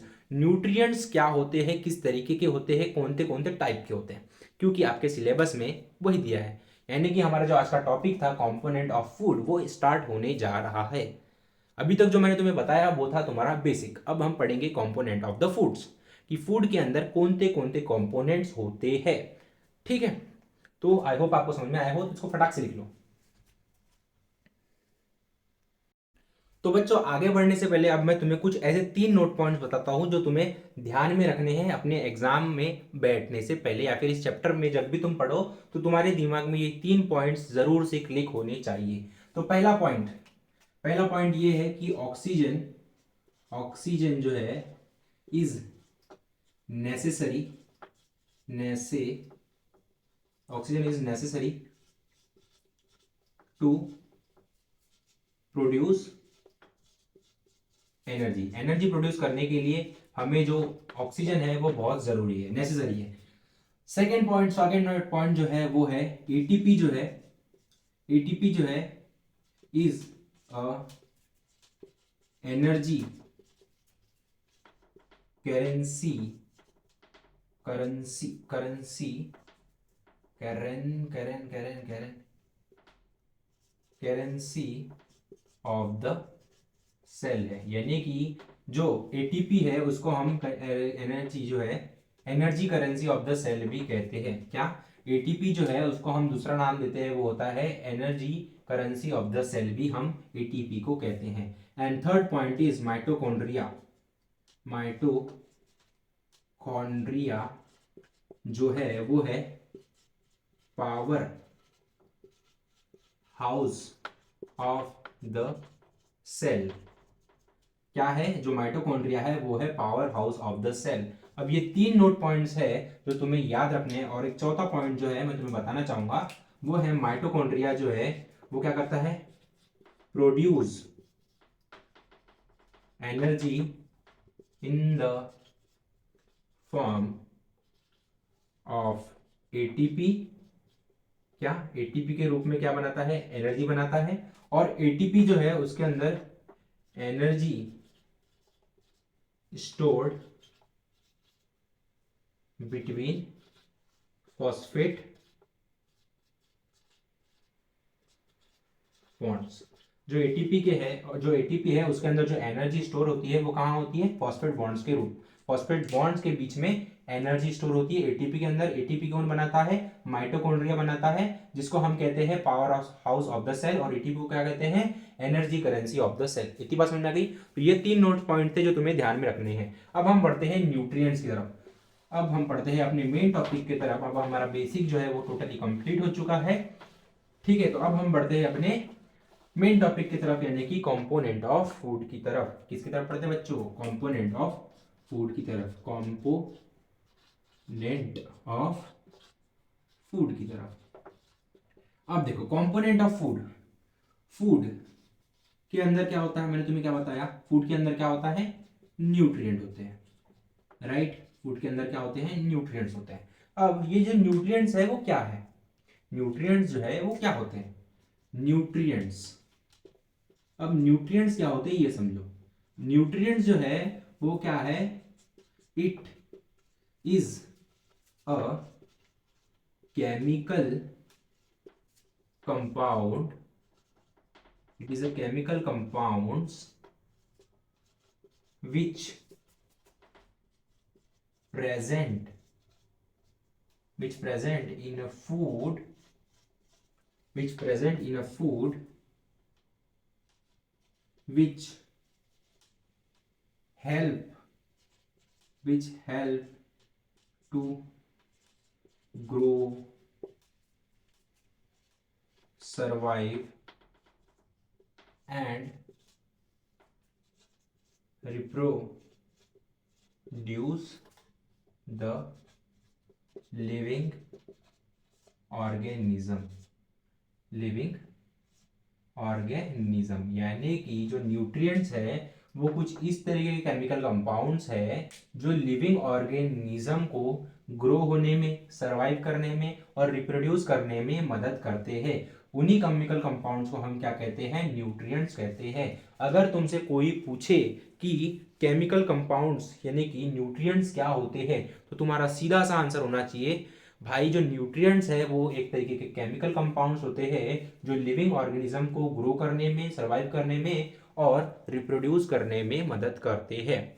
इतनी बात समझ में आ गई? तो देखो देयर आर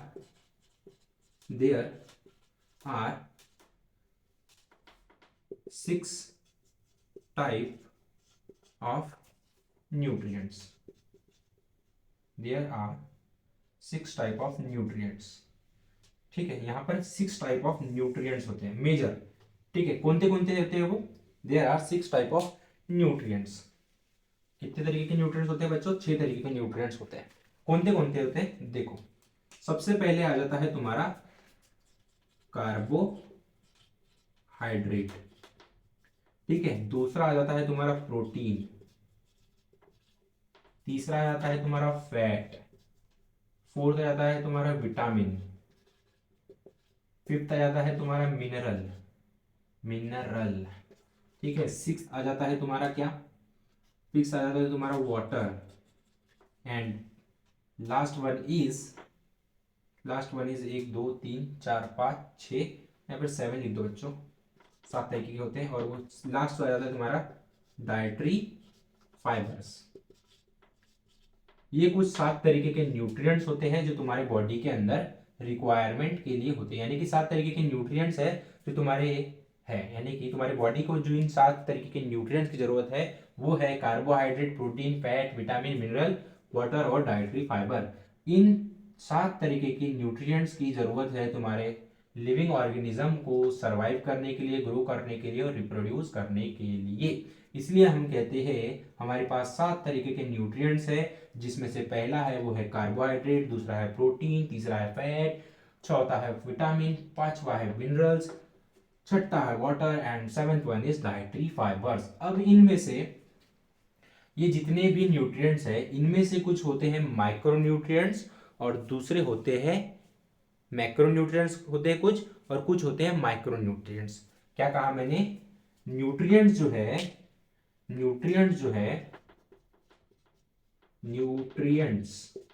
है अगर उनको मैं कैटेगराइज करूं, क्या करूं, कैटेगराइज करूं, यानी कि अगर मैं न्यूट्रिएंट्स की कैटेगरी बनाऊं, तो 2 तरीके की कैटेगरी बनती है। ठीक है, according to our requirement amount, हमारे बॉडी को किन जितने भी ऑर्गन्स, मतलब देखो हमारे बॉडी को कुछ जो न्यूट्रिएंट्स से ज़्यादा मात्रा में चाहिए होते हैं, यानी कि ज़्यादा अमाउंट में चाहिए होते हैं, और कुछ न्यूट्रिएंट्स जो है वो कम अमाउंट में चाहिए होते हैं। उस हिसाब से अगर मैं न्यूट्रिएंट्स की दो कैटेगरी बनाऊं तो मुझे मिलती है, पहली कैटेगरी जो होती है वो होती है मैक्रोन्यूट्रिएंट्स की, मैक्रोन्यूट्रिएंट्स की, और दूसरी होती है माइक्रोन्यूट्रिएंट्स की, माइक्रोन्यूट्रिएंट्स की। ठीक है, ये दो कैटेगरी होती है। अगर मैं न्यूट्रिएंट्स को कैटेगराइज करता हूँ on the basis of amount of requirement, यानी कि अगर मैं न्यूट्रिएंट्स को क्या करूँ, कैटेगराइज करूँ किसके बेसिस पर, मुझे कौन सा जो न्यूट्रिएंट है, कौन सा जो न्यूट्रिएंट है ज़्यादा अमाउंट में चाहिए और कौन सा न्यूट्रिएंट कम अमाउंट में चाहिए, अगर मैं उसको उस बेसिस पर न्यूट्रिएंट को कैटेगराइज करूँ तो मुझे दो कैटेगरी मिलती है। पहली होती है मैक्रोन्यूट्रिएंट की और दूसरी होती है माइक्रोन्यूट्रिएंट की। मैक्रो मतलब होता है, मैक्रो मतलब होता है ज़्यादा, ठीक है, और माइक्रो मतलब होता है कम। ठीक है, इतनी बात समझ आ गई। तो देखो, ज्यादा अमाउंट में मतलब जिस हमारी बॉडी को जो न्यूट्रिएंट्स ज्यादा अमाउंट में चाहिए होते हैं उनको हम कहते हैं मैक्रोन्यूट्रिएंट्स, ठीक है, और जो हमें कम अमाउंट में रिक्वायर होते हैं उसको हम कहते हैं माइक्रोन्यूट्रिएंट्स। ठीक है, इसलिए मैंने कहा मैक्रोन्यूट्रिएंट्स को मैं मैक्रो क्यों कह रहा हूं, क्योंकि वो हमें ज्यादा अमाउंट में रिक्वायर होते हैं, और माइक्रो न्यूट्रिएंट्स को मैं माइक्रो क्यों कह रहा हूं, क्योंकि वो हमें कम अमाउंट में रिक्वायर होते हैं। तो जो मैक्रो न्यूट्रिएंट्स होते हैं वो हमें देते हैं एनर्जी, एनर्जी बनाते हैं, एनर्जी प्रोडक्शन में हेल्प करते हैं, एनर्जी प्रोडक्शन में हेल्प करते हैं, और दूसरा वो करते हैं क्या, बॉडी बिल्डिंग में हेल्प करते हैं, बिल्डिंग करते हैं, यानी कि वो दो तरीके काम करते हैं। पहला तो बॉडी को बिल्ड करने में हेल्प करते हैं, और दूसरा क्या करते हैं, एनर्जी प्रोडक्शन में हेल्प करते हैं। इसीलिए जो है ये रिक्वायर्ड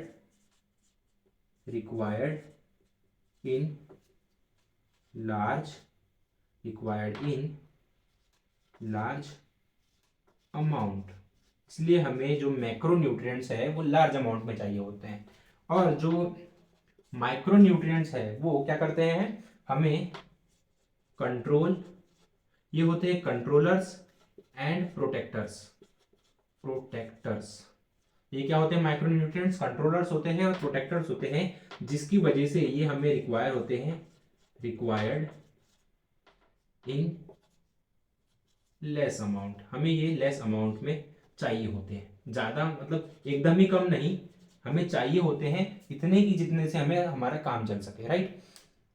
अब कंट्रोल और प्रोटेक्शन से मेरा मतलब है जो माइक्रोन्यूट्रिएंट्स है वो हमें इम्यूनिटी देता है। सबसे पहली बात क्या करते हैं, माइक्रोन्यूट्रिएंट्स क्या करते हैं, हमें इम्यूनिटी देता है, हमारी बॉडी को स्ट्रांग बनाता है, यानी कि हमारी बॉडी को क्या करता है, प्रोटेक्ट होने के लिए हमारी बॉडी को जो स्ट्रांग करने का काम करता है वो कौन करते हैं, हमारे माइक्रोन्यूट्रिएंट्स करते हैं, राइट। और जो हमारे मैक्रोन्यूट्रिएंट्स है वो हमारे बॉडी के अंदर एनर्जी प्रोड्यूस करते हैं। अब हमारी बॉडी को एनर्जी ज़्यादा चाहिए होती है, इसलिए क्या करते हैं हम, एनर्जी हमारे बॉडी को, देखो हमारी बॉडी को क्या चाहिए होती है, मैक्सिमम एनर्जी चाहिए होती है, ठीक है। जैसे कि तुम्हारा मोबाइल है, तुम उसको जितना भी चार्ज करो वो तुम्हारे लिए कम ही होता है, उसी तरीके से हमारी बॉडी का भी मैकेनिज्म कुछ इस तरीके से है कि हमारी बॉडी जो है वो हमारे लिए जितनी एनर्जी बनाए उतनी उसके लिए उसे कम लगती है। इसीलिए जो हमारे मैक्रोन्यूट्रिएंट्स है वो हेल्प करते हैं हमें एनर्जी प्रोडक्शन में, क्योंकि हमें एनर्जी ज़्यादा चाहिए होती है, इसलिए जो मैक्रोन्यूट्रिएंट्स हैं वो भी हमें ज़्यादा चाहिए होते हैं। इसलिए वो न्यूट्रिएंट्स जो हमें ज़्यादा चाहिए होते हैं वो हमें बताते हैं, उससे हमें पता चलता है कि जो भी न्यूट्रिएंट्स मैक्रोन्यूट्रिएंट्स की कैटेगरी में आएंगे वो क्या करेंगे, एनर्जी प्रोड्यूस करेंगे हमारी बॉडी के अंदर, और जो माइक्रोन्यूट्रिएंट्स की कैटेगरी में आएंगे वो हमारी बॉडी के अंदर कंट्रोल और प्रोटेक्शन यानी कि इम्यूनिटी बढ़ाने का काम करेंगे, हमारी बॉडी को स्ट्रेंथ देने का काम कौन करेंगे, माइक्रोन्यूट्रिएंट्स करेंगे, ठीक है। ये हमारे अंदर एनर्जी प्रोडक्शन का काम नहीं करेंगे, कौन, माइक्रोन्यूट्रिएंट्स जो है वो हमारे अंदर एनर्जी प्रोडक्शन का काम नहीं करते, यानी कि ये जो माइक्रोन्यूट्रिएंट्स है वो एनर्जी नहीं देते हैं हमारी बॉडी को।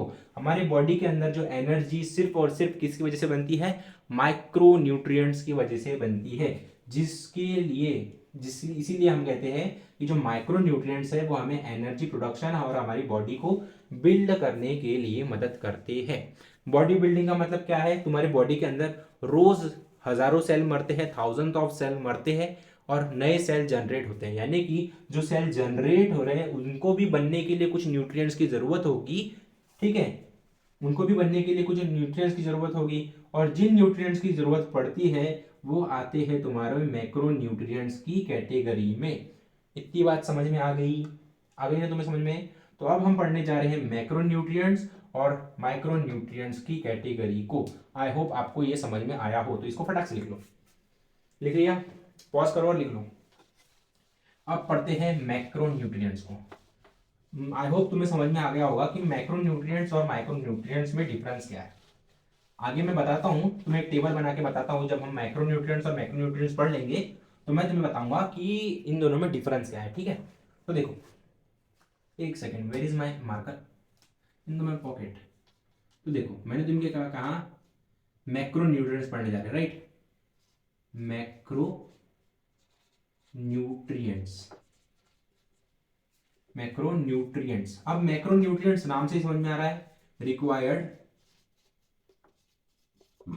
इन मोर अमाउंट। हमें ये जो मैक्रो न्यूट्रिएंट्स है वो हमें किसके लिए, कितने अमाउंट में चाहिए? मोर अमाउंट में चाहिए, बहुत ज्यादा अमाउंट में चाहिए, ठीक है? अब ये क्या करते हैं, इनका फंक्शन क्या होता है? They help in energy production, यानी कि हमें एनर्जी प्रोडक्शन में हेल्प करेंगे, यानी कि ये जो है वो एनर्जी प्रोड्यूस करेंगे, energy production and body building. Body को बिल्ड करने के लिए ये जो मैक्रो न्यूट्रिएंट्स है वो हमारी हेल्प करेंगे, राइट? अब ये जो मैक्रो न्यूट्रिएंट्स है उनके अंदर आ जाता है पहला न्यूट्रिएंट। पहला जो न्यूट्रिएंट है वो आ जाता है तुम्हारा कार्बोहाइड्रेट। अब ये जो कार्बोहाइड्रेट है ये क्या है? तुम्हारी बॉडी का मेन फ्यूल है। क्या है ये? क्या है? तुम्हारे बॉडी का मेन फ्यूल है। कौन? कार्बोहाइड्रेट। क्या है ये? मेन फ्यूल है, राइट? ये क्या करता है? Gives quick energy. ये तुम्हें क्विक एनर्जी देता है। कौन? कार्बोहाइड्रेट। इसलिए जब तुम कभी ग्राउंड में खेलते खेलते तुम्हें चक्कर आता है तो तुम्हें क्या देते हैं? ग्लूकोज देते हैं, राइट? तुम्हें ओआरएस देते हैं या फिर तुम्हें एनर्जल देते हैं, जो कि जिसमें क्या होता है? ग्लूकोज होता है। और ग्लूकोज क्या है? फॉर्म ऑफ द, यानी कि कार्बोहाइड्रेट का ही एक फॉर्म है जिसको हम कहते हैं ग्लूकोज। तो यहां पर मैं लिख भी देता हूं, कार्बोहाइड्रेट का ही दूसरा फॉर्म है वो है ग्लूकोज, ठीक है? जो कि हमें क्या देता है? Gives quick energy. इसलिए हम कहते हैं जो कार्बोहाइड्रेट है हमारे बॉडी के अंदर मेन फ्यूल है जो कि हमें फटाफट एनर्जी देती है, ठीक है? इतनी बात समझ में आ गई? अब देखो, 1 ग्राम कार्बोहाइड्रेट में एक ग्राम कार्बोहाइड्रेट में तुम्हें मिलती है अराउंड 4 किलो कैलोरी एनर्जी, ठीक है? 4 किलो कैलोरी एनर्जी मिलती है। क्या? 1 ग्राम कार्बोहाइड्रेट में तुम्हें मिलती है 4 किलो कैलोरी एनर्जी, ठीक है? यहां पर किलो कैलोरी क्या है? किलो कैलोरी क्या है? इसको पढ़ने का फुल फॉर्म बता दूं मैं सबसे पहले तो। ये जो लिखा हूं मैंने इसको बोलते हैं किलो कैलोरीज, जो कि यूनिट है, यूनिट ऑफ एनर्जी। एनर्जी की एक तरीके की यूनिट है। कौन? किलो कैलोरी, ठीक है? जिसको हम शॉर्ट में KCl लिखते हैं और इसका फुल फॉर्म जो होता है वो होता है किलो कैलोरी, ठीक है? तो हमें 1 ग्राम कार्बोहाइड्रेट में मिलती है 4 किलो कैलोरीज, ठीक है? इतनी बात समझ में आ गई? अब दूसरे टाइप का जो तुम्हारा मैक्रो न्यूट्रिएंट है वो है प्रोटीन। क्या है बच्चों? प्रोटीन। अब ये जो प्रोटीन होता है, ये जो प्रोटीन होता है वो काय में हेल्प करता है? तुम्हारी बॉडी बिल्डिंग में। तुम्हारी बॉडी जो है उसमें, उसकी बिल्डिंग में हेल्प करता है, क्योंकि तुम्हारी बॉडी जो है वो 90, उसकी जो तुम्हारी बॉडी की जो मसल्स है, या फिर कह सकते हो तुम्हारी 90% ऑफ द बॉडी जो है, 90% बॉडी जो है वो मेड अप ऑफ प्रोटीन। तुम्हारी जो 90% बॉडी है वो प्रोटीन से बनी हुई है। ऐसा इसलिए कह रहा हूं मैं, अगर तुम देखोगे जितने भी जिम जाने वाले बंदे हैं वो क्या करते हैं, प्रोटीन कंज्यूम करते हैं, राइट। वो क्यों ऐसा करते हैं, क्योंकि उनकी जो मसल्स है, यानी कि उनकी जो मसल्स है, वर्कआउट करने के दौरान उनकी जो मसल्स है वो क्या हो जाती है, टूट जाती है। उसको रिपेयर करने के लिए वो क्या करते हैं, क्या करते हैं बच्चों, प्रोटीन खाते हैं, ठीक है। तो इससे ये समझ में आता है जो प्रोटीन है वो बॉडी बिल्डिंग में भी हेल्प करता है, मसल रिपेयरिंग में भी हेल्प करता है। किसमें हेल्प करता है, मसल रिपेयर में भी हेल्प करता है, मसल रिपेयर में भी हेल्प करता है, मसल भी रिपेयर करता है, ठीक है। ये दो फंक्शन हमें समझ में आया कि प्रोटीन हमारे बॉडी के अंदर मसल को भी रिपेयर करता है और बॉडी को बिल्डिंग करता है। अब बॉडी बिल्डिंग से अब तुम्हें एकदम परफेक्ट एग्जांपल देता हूं। जब तुम बच्चे होते हो, तुम क्या होते हो, बच्चे होते हो, तो तुम्हें क्या पिलाया जाता है, सबसे पहले दूध। दूध क्यों पिलाया जाता है, दूध में ऐसा क्या होता है, दूध में होता है बच्चा प्रोटीन। प्रोटीन क्या करता है, तुम्हारी बॉडी को बिल्ड करने के लिए मदद करता है। इसीलिए बच्चे को जब वो पैदा होता है तो उसको 1-2 साल क्या देते हैं, दूध देते हैं, जिसमें सबसे ज्यादा फर्स्ट क्लास प्रोटीन होता है। क्या होता है, फर्स्ट क्लास प्रोटीन होता है। वैसे तो वो फर्स्ट क्लास प्रोटीन जो है वो तुम्हें मिलता है जानवरों के मांस से, राइट। पर बच्चा जो है वो इजीली डाइजेस्ट नहीं कर सकता, किसको, मांस को। अब छोटा बच्चा पैदा हुआ है, उसको मैं बचपन से यानी पैदा होते से ही थी उसको मैं अगर मांस खिला दूं तो उसको डाइजेस्ट होगा क्या, नहीं, वो वैसे ही मर जाएगा। तो उसको इजी टू डाइजेस्ट और फर्स्ट क्लास प्रोटीन देता है हमारा मिल्क। इसीलिए जो पैदा हुआ बच्चा होता है उसको 1-2 साल क्या देते हैं, मिल्क देते हैं, जिसकी वजह से क्या होता है, मिल्क के अंदर होता है प्रोटीन, जिसकी वजह से वो ग्रो करता है और उसकी बॉडी क्या हो जाती है, बिल्ड होती है, यानी कि उसकी बॉडी जो है वो बड़ी होते रहती है। इसीलिए जो प्रोटीन है वो क्या करता है, बॉडी बिल्डिंग और मसल रिपेयर में हेल्प करता है। अब तुम्हारे बुक के अंदर प्रोटीन का जो आधा पार्ट है वो फ्रंट पेज पे दिया है, यानी कि फर्स्ट पेज में दिया है, और प्रोटीन का आधा पार्ट जो है वो 2-3 पेजेस के बाद में दिया है। और ये सबसे बड़ी गंदी बात लगी मुझे तुम्हारी बुक की। अब उस प्रॉब्लम को सॉल्व करने के लिए मैं तुम्हें क्या करूंगा, प्रोटीन का जो पहला पेज में जो दिया है और जो 4-5 पेज बाद में दिया है उसको मैं तुम्हें साथ में ही पढ़ा रहा हूं, जिससे कि तुम्हें अच्छे से प्रोटीन भी समझ में आ जाए और तुम्हें इधर उधर भागने की जरूरत ना पड़े। तुम अगर अभी एक पेज पढ़ रहे हो तो तुम्हें दूसरा 4-5 पेज पलटाने के बाद में प्रोटीन पढ़ने की जरूरत ना पड़े। इसलिए मैं तुम्हें उसका पेज का और ये जो फर्स्ट पेज का और 4-5 बाद वाले पेज का एक साथ ही मिला के पढ़ा रहा हूँ, जिससे कि तुम्हें अच्छी तरीके से समझ में आ जाए और तुम्हारे कॉन्सेप्ट भी ब्रेक ना हो, 10 बार तुम्हें पेज उल्टा पलटा करने की जरूरत ना पड़े। अगर तुम इन नोट्स को अच्छे से पढ़ लोगे तो तुम्हें पेज पलटाने की जरूरत ही नहीं पड़ेगी, ठीक है। इतनी बात समझ आ गई कि प्रोटीन हमें क्या में हेल्प करता है। तो आई होप आप सभी ने लिख लिया होगा, नहीं भी लिखा होगा तो प्लीज लिख लेना, पीछे कर लेना, रिमाइंड कर लेना और लिख लेना। तुम्हें कार्बोहाइड्रेट भी समझ में आ गया। कार्बोहाइड्रेट क्या होता है भाई, एक मेन फ्यूल होता है जो कि हमें फटाक से एनर्जी देता है, यानी कि 1 ग्राम कार्बोहाइड्रेट में हमें क्या मिलती है, 4 किलो कैलोरीज मिलती है, ठीक है। मैक्रोन्यूट्रिएंट्स क्या होते हैं, हमें जो ज्यादा अमाउंट में चाहिए होते हैं, इस क्यों चाहिए होते हैं, क्योंकि वो हमें एनर्जी प्रोडक्शन और बॉडी बिल्डिंग में हेल्प करते हैं। इतनी बात समझ में आ गई, इतनी बात समझ में आ गई क्या। अब हम पढ़ते हैं प्रोटीन को डिटेल में। किसको पढ़ेंगे बच्चों हम अभी, प्रोटीन को। अब देखो ये प्रोटीन जो है वो बना होता है made up of amino acid. ये जो प्रोटीन है वो बना हुआ होता है अमीनो एसिड से। अमीनो एसिड क्या होता है ये तुम्हें बताया था मैंने फर्स्ट चैप्टर में, हेरिडिटी एंड इवोल्यूशन चैप्टर में। और तुम्हें ये भी बताया था कि प्रोटीन हमारे बॉडी के अंदर अमीनो एसिड से कैसे बनता है। अब जिन बच्चों को नहीं पता उनको मैं बता देता हूं। अमीनो एसिड जो होता है वो एक होता है मॉलिक्यूल। अमीनो एसिड क्या होता है, मॉलिक्यूल होता है, मॉलिक्यूल होता है, ठीक है। जिसकी अगर यानी कि क्या करते हैं, अमीनो एसिड क्या होता है, एक मॉलिक्यूल होता है, ठीक है। फिर क्या ये जो मॉलिक्यूल्स है वो क्या बनाते हैं, ये जो मॉलिक्यूल्स है क्या करते हैं, चेन बनाते हैं, और उस चेन को हम क्या कहते हैं, अमीनो एसिड की चेन कहते हैं। और फिर वो जो अमीनो एसिड की चेन है वो एक कॉम्प्लेक्स सा स्ट्रक्चर ले लेती है और बनाती है हमारा प्रोटीन। तो आई होप आपको अमीनो एसिड समझ गया होगा। अब मैं यहाँ पर अमीनो एसिड को तुमको डिटेल में एक्सप्लेन नहीं कर सकता। अगर तुम्हें देखना है, समझना है अमीनो एसिड क्या होता है, तो मैं डिस्क्रिप्शन में एक लिंक दे रहा हूँ लेक्चर की, यानी कि सेंट्रल बुक में जिस लेक्चर में पढ़ाया था वहां से जाके तुम समझ सकते हो अमीनो एसिड क्या होता है और प्रोटीन सिंथेसिस कैसे होता है, प्रोटीन हमारे बॉडी में कैसे बनता है। अभी हम समझ रहे हैं कि जो प्रोटीन है वो क्या होता है। प्रोटीन जो है वो बनता है हमारे अमीनो एसिड से, ठीक है। अमीनो एसिड की चेन से बोल सकते हो, अमीनो एसिड की चेन से बोल सकते हो, ठीक है। इतनी बात समझ में आ गई।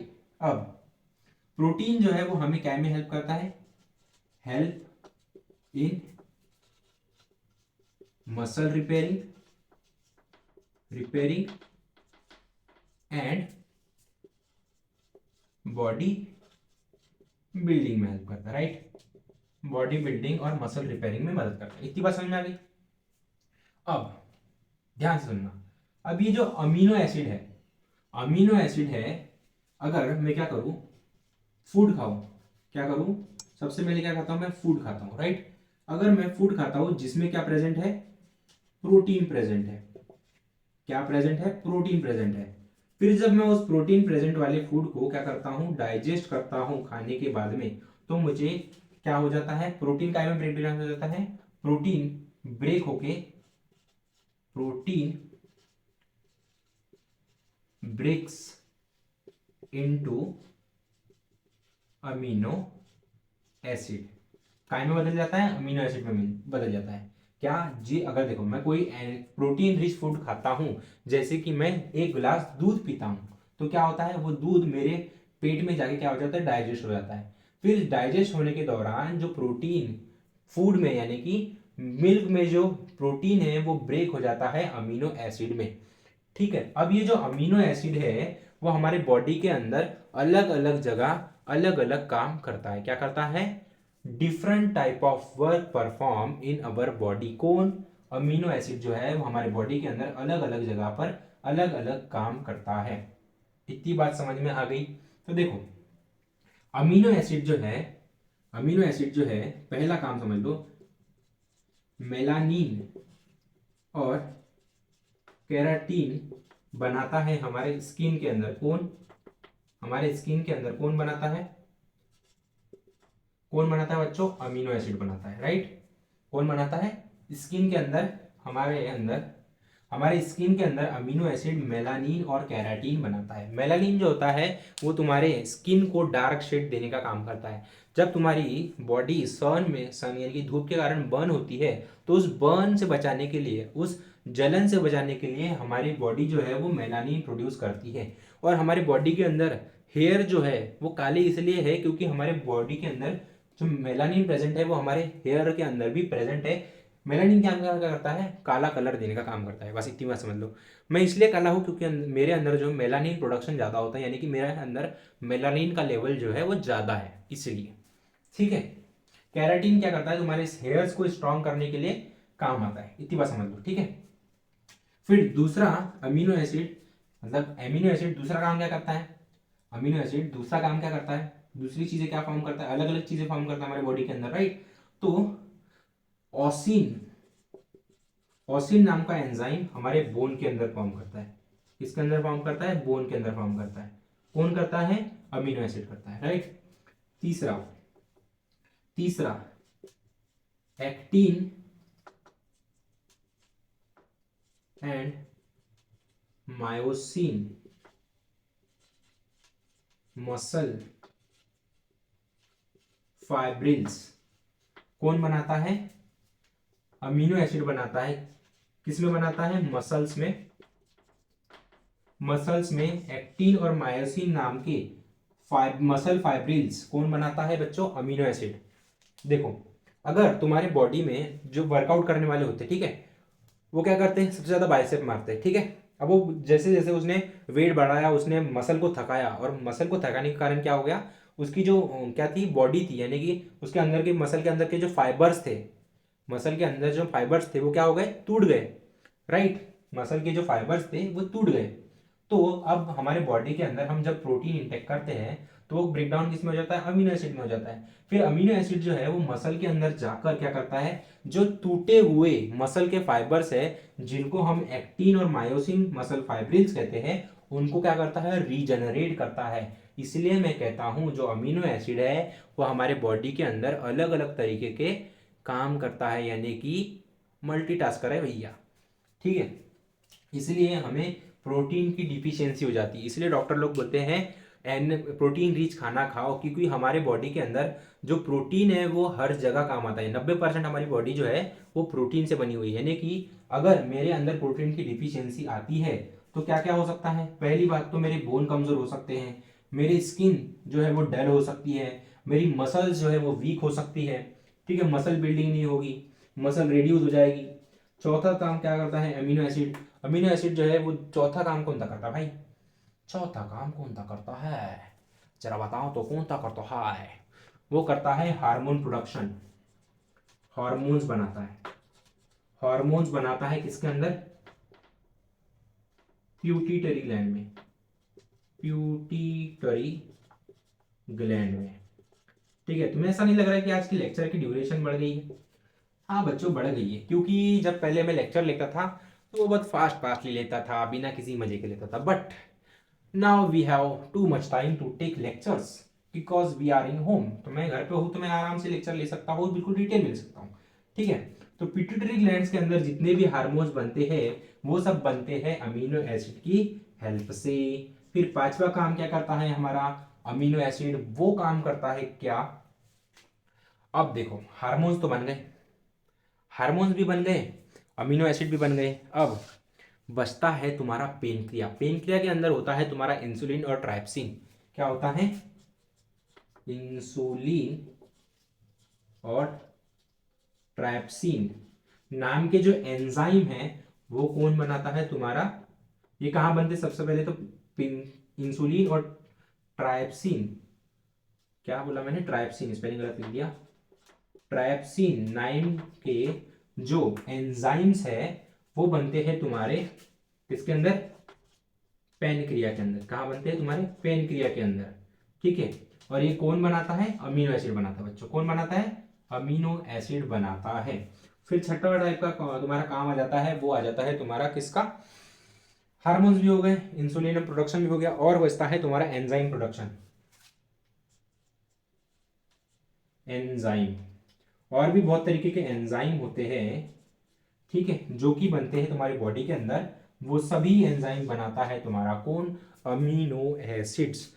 एक सेकंड एक सेकंड एक सेकंड, एंजाइम से मेरा मतलब था, याद आ गया मुझे, मुझे याद आ गया, क्या, मेम्ब्रेन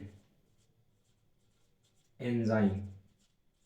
मेम्ब्रेन एंजाइम जो होता है, एंजाइम जो होता है वो बनता है तुम्हारे किसमें, सेल मेम्ब्रेन में। कहाँ बनता है तुम्हारे, सेल मेम्ब्रेन में। अब ये सेल मेम्ब्रेन क्या होती है, सेल मेम्ब्रेन कोई बड़ी चीज नहीं होती, सेल के ऊपर जो कवरिंग होती है, ये हो गया तुम्हारा सेल, ठीक है, ठीक है, उसके ऊपर जो कवरिंग है यानी कि जो उसका protective protective protective protective protective cover है, उसको हम बोलते हैं सेल मेम्ब्रेन। क्या बोलते हैं, सेल मेम्ब्रेन, जो कि बनती है तुम्हारे किससे, मेम्ब्रेन एंजाइम से, एंजाइम से। और ये मेम्ब्रेनस एंजाइम कैसे बनते हैं, अमीनो एसिड से। और ये अमीनो एसिड कहाँ से आता है हमारी बॉडी के अंदर, प्रोटीन से। तो देखा आपने, प्रोटीन जो है वो अलग अलग तरीके के एलिमेंट्स क्या करता है, फॉर्म करता है हमारे बॉडी के अंदर। तो मैं क्या यहां लिख सकता हूं, amino acid form various type of elements in our body. क्या मैं ये कह सकता हूं कि हमारे अंदर जो अमीनो एसिड आता है वो अलग अलग तरीके के एलिमेंट्स बनाता है हमारे बॉडी के अंदर। पहला एलिमेंट हो गया तुम्हारा स्किन के अंदर, स्किन के अंदर वो क्या बनाता है, मेलानिन बनाता है और कैरेटिन बनाता है। बोन के अंदर क्या बनाता है, ऑक्सिन ऑसिन बनाता है। मसल के अंदर क्या बनाता है तुम्हारे एक्टिन और मसल मायोसिन नाम के मसल फाइबर बनाता है। पिट्यूटरी ग्लैंड के अंदर क्या बनाता है, हार्मोन्स बनाता है। पेनक्रिया के अंदर क्या बनता है, इंसुलिन और ट्राइप्सिन नाम के जो एंजाइम से वो बनाता है। फिर सेल मेम्ब्रेन के अंदर यानी कि सेल के अंदर क्या बनाता है, वो मेम्ब्रेन के एंजाइम्स बनाता है, जिसकी वजह से हमारी एक प्रोटेक्टिव कवरिंग बन जाती है सेल के ऊपर। ठीक है, तो ये कुछ तरीके के एलिमेंट्स होते हैं जो हमारा अमीनो एसिड बनाता है। इतनी बात समझ में आ गई। तो हमारे अंदर जो प्रोटीन आता है, अब हमने बहुत ज़्यादा यानी कि मैंने एक दिन में बहुत सारा बहुत सारा बहुत सारा क्या कर लिया, प्रोटीन खा लिया। अब क्या होगा, जो मेरे लिए प्रोटीन काम का नहीं होगा। प्रोटीन वैसे तो हमारे बॉडी के अंदर ठहरता नहीं है, राइट। प्रोटीन जो है वो हमारे बॉडी के अंदर स्टोर नहीं होता। प्रोटीन जो है वो स्टोर नहीं होता, यूज होगा या फिर एलिमिनेट हो जाएगा। क्या होगा, यूज होगा या फिर एलिमिनेट हो जाएगा। बट अगर मेरी बॉडी को लगता है कि ये चीज मेरे लिए है, क्या है, इंपॉर्टेंट है, तो वो क्या करेगी, उस चीज को स्टोर करेगी इन the form of another substance.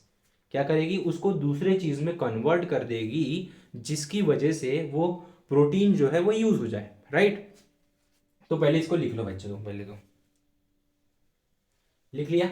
अब देखो मैंने क्या कहा, मैंने क्या कहा, प्रोटीन जो है वो हमारे बॉडी के अंदर स्टोर नहीं होता।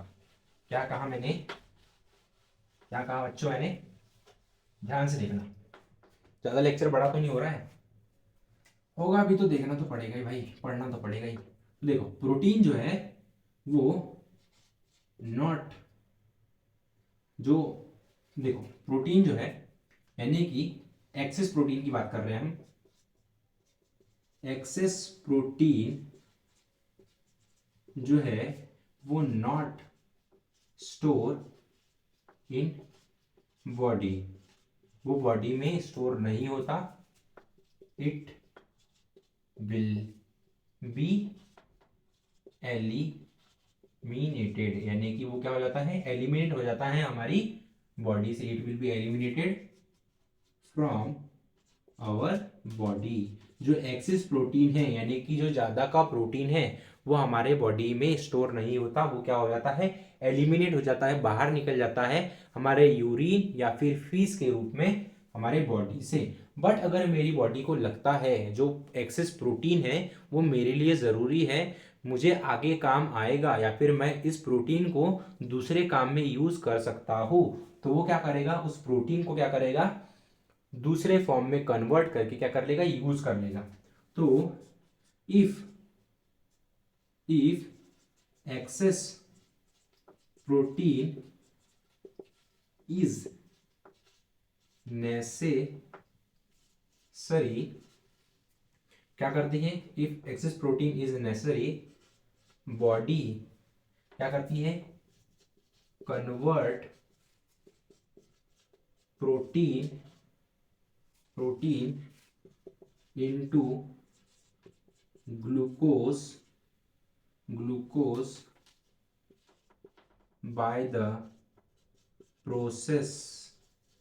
एक सेकेंड, लाइट चली गई है बच्चों, लाइट चली गई है, लाइट चली गई है, लाइट चली गई है, रुक जाओ रुक जाओ, थोड़ी देर रुक जाओ, लाइट चली गई है, डोंट बी पैनिक। तो बच्चों मैं तुम्हें बता रहा था लाइट चली गई थी, ठीक है, लाइट अभी भी गई हुई है, बट मैं तुम्हें मोबाइल का फ्लैश चालू करके पढ़ा रहा हूँ। मैं ये थोड़ा सा टॉपिक क्या पढ़ करता हूँ, थोड़ा सा कवर कर लेता हूँ, यानी कि जो हमारा प्रोटीन नाम का टॉपिक है उसको कवर कर लेते हैं, फिर लेक्चर को एंड करते हैं, फिर नेक्स्ट लेक्चर में हम क्या करेंगे, आगे का बचा हुआ टॉपिक जो है उसको कवर करेंगे, ठीक है। तो देखो जो हमारे बॉडी के अंदर एक्सेस प्रोटीन है, यानी कि जो हमारे बॉडी को ऐसा लगता है कि हमारे बॉडी के अंदर नेसेसरी प्रोटीन है, जो हमारी बॉडी उसको यूज कर सकती है, तो उसको क्या करती है, बॉडी जो है वो कन्वर्ट करती है प्रोटीन को, किसमें, ग्लूकोज में कन्वर्ट करती है, by the process of gluconeogenesis. Gluconeogenesis नाम की प्रोसेस से वो क्या करती है, हमारी बॉडी एक्सेस प्रोटीन को कन्वर्ट कर लेती है ग्लूकोज के अंदर, और क्या कर लेती है, उस नेसेसरी प्रोटीन को हमारे बॉडी के अंदर स्टोर कर लेती है, या फिर कह सकते हो हमारी बॉडी के अंदर जो प्रोटीन है उसको ग्लूकोज में कन्वर्ट करके यूज कर लेती है, क्योंकि ग्लूकोज जो है वो हमें क्विक एनर्जी देता है। तो क्या मैं कह सकता हूं 1 ग्राम प्रोटीन जो है वो हमें कितनी कितनी एनर्जी देगा, कितनी कैलोरी एनर्जी देगा, तो वो देगा 9 किलो कैलोरी एनर्जी देगा। कौन, हमारा प्रोटीन, क्योंकि जो प्रोटीन है, जो एक्सेस प्रोटीन है, उसको हमारी बॉडी ने कन्वर्ट कर ली, किस में, ग्लूकोज में। और ग्लूकोज क्या करता है बच्चों, हमने कार्बोहाइड्रेट में क्या पढ़ा था, ग्लूकोज गिव्स क्विक एनर्जी, हमें ग्लूकोज जो है वो क्विक एनर्जी देता है, राइट। तो इसलिए मैं कहता हूं कि हमें जो क्या कहते हैं, जो प्रोटीन है, 1 ग्राम प्रोटीन है, वो हमें देता है 9 किलो कैलोरी एनर्जी। इतनी बात समझ में आ गई। अब एक छोटा सा टॉपिक बचता है, लाइट गई है पर कोई टेंशन की बात नहीं है, हम पढ़ेंगे साले को। कुछ गलत तो नहीं बोल दिया भाई मैंने, नहीं बोल दिया, ठीक है। इतनी बात समझ आ गई कि प्रोटीन क्या होता है, प्रोटीन कैसे कन्वर्ट होता है हमारे बॉडी के अंदर। हाँ, आई होप आपको समझ में आ गया होगा। समझ में आ गया ना? हाँ ठीक है, तो अब बढ़ते हैं हम आगे। अब बस एक छोटा सा टॉपिक बचा हुआ है, उसको खत्म करते हैं और खत्म करते हैं हमारे मैक्रो न्यूट्रिएंट के टॉपिक को। नेक्स्ट लेक्चर में हम पढ़ेंगे किसको, माइक्रो न्यूट्रिएंट्स को भी पढ़ लेंगे और पढ़ लेंगे किसको, एनर्जी प्रोडक्शन भी पढ़ लेंगे। ठीक है, तो हम पढ़ रहे थे third type of macronutrient which is fat. Fat क्या है? ये एक है मैक्रोमोलिक्यूल। मैक्रोमोलिक्यूल, ठीक है, ये क्या करता है? ये क्या करता है? स्टोर एनर्जी, एनर्जी को स्टोर करता है and form protective layer on organ के ऊपर एक प्रोटेक्टिव लेयर बनाता है। कौन? हमारा फैट। ठीक है, अब अगर हम 1 ग्राम फैट खाते हैं, 1 ग्राम फैट कंज्यूम करते हैं, तो उससे हमें मिलती है 4 किलो कैलोरी एनर्जी। कितनी किलो कैलोरी मिलती है बच्चों में? 4 किलो कैलोरी एनर्जी मिलती है। किससे? 1 ग्राम फैट से। अब मैं तुम्हें क्या कर रहा था, फैट जो है वो मैक्रोमोलेक्यूल है, वो एनर्जी स्टोर करता है इन the form of fatty layer. Fatty layer के रूप में हमारी बॉडी के अंदर क्या करता है? एनर्जी स्टोर करता है। ठीक है, इसलिए हम क्या दिखते हैं? थोड़ा फैटी दिखते हैं।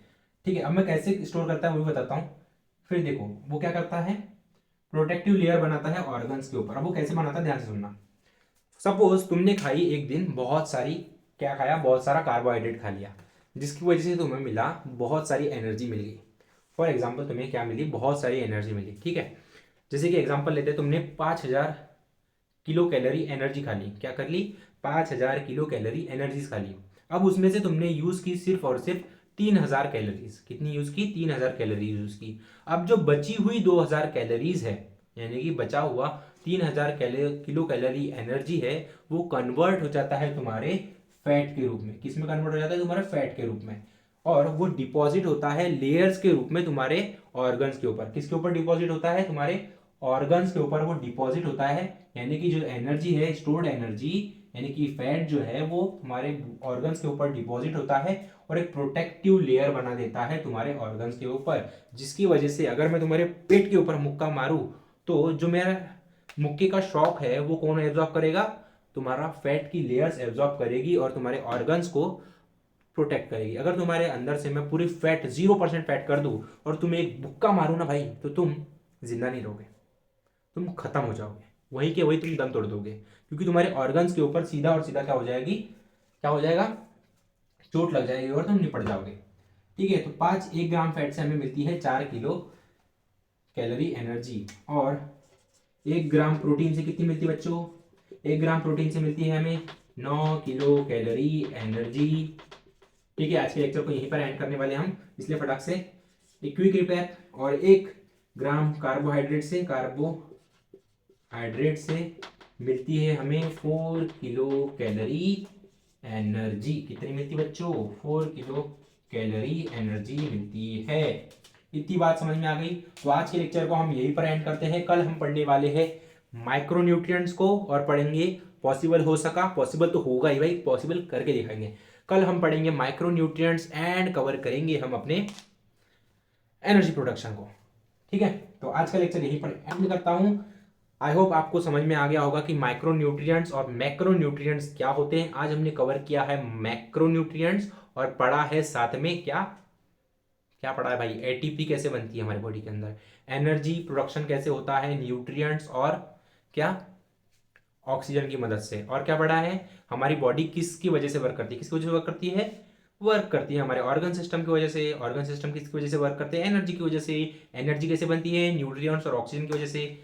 आई होप आपको लेक्चर समझा हो। तो मिलते हैं next lecture of this chapter, यानी कि life process and living organism chapter के लेक्चर नंबर 2 में। और इसके नोट्स आपको मिल जाएंगे डिस्क्रिप्शन में, जाओ और विजिट करो। और मैं बता दूं कि वेबसाइट अभी रेडी हो चुकी है, उसकी लिंक भी तुम्हें मिल जाएगी अपने डिस्क्रिप्शन में। तो जाओ विजिट करो, वेबसाइट पर रजिस्टर करो और मजे मारो। वहां पर तुम्हें मिलेगा free of the study material. यहाँ पर तुम्हें जितने भी क्वेश्चन बैंक है, प्रैक्टिस पेपर्स यानी कि PYQs है, वहां पर अवेलेबल मिल जाएंगे, तो जाके डाउनलोड कर सकते हो। ठीक है, तो मिलते हैं नेक्स्ट लेक्चर नंबर 2 में।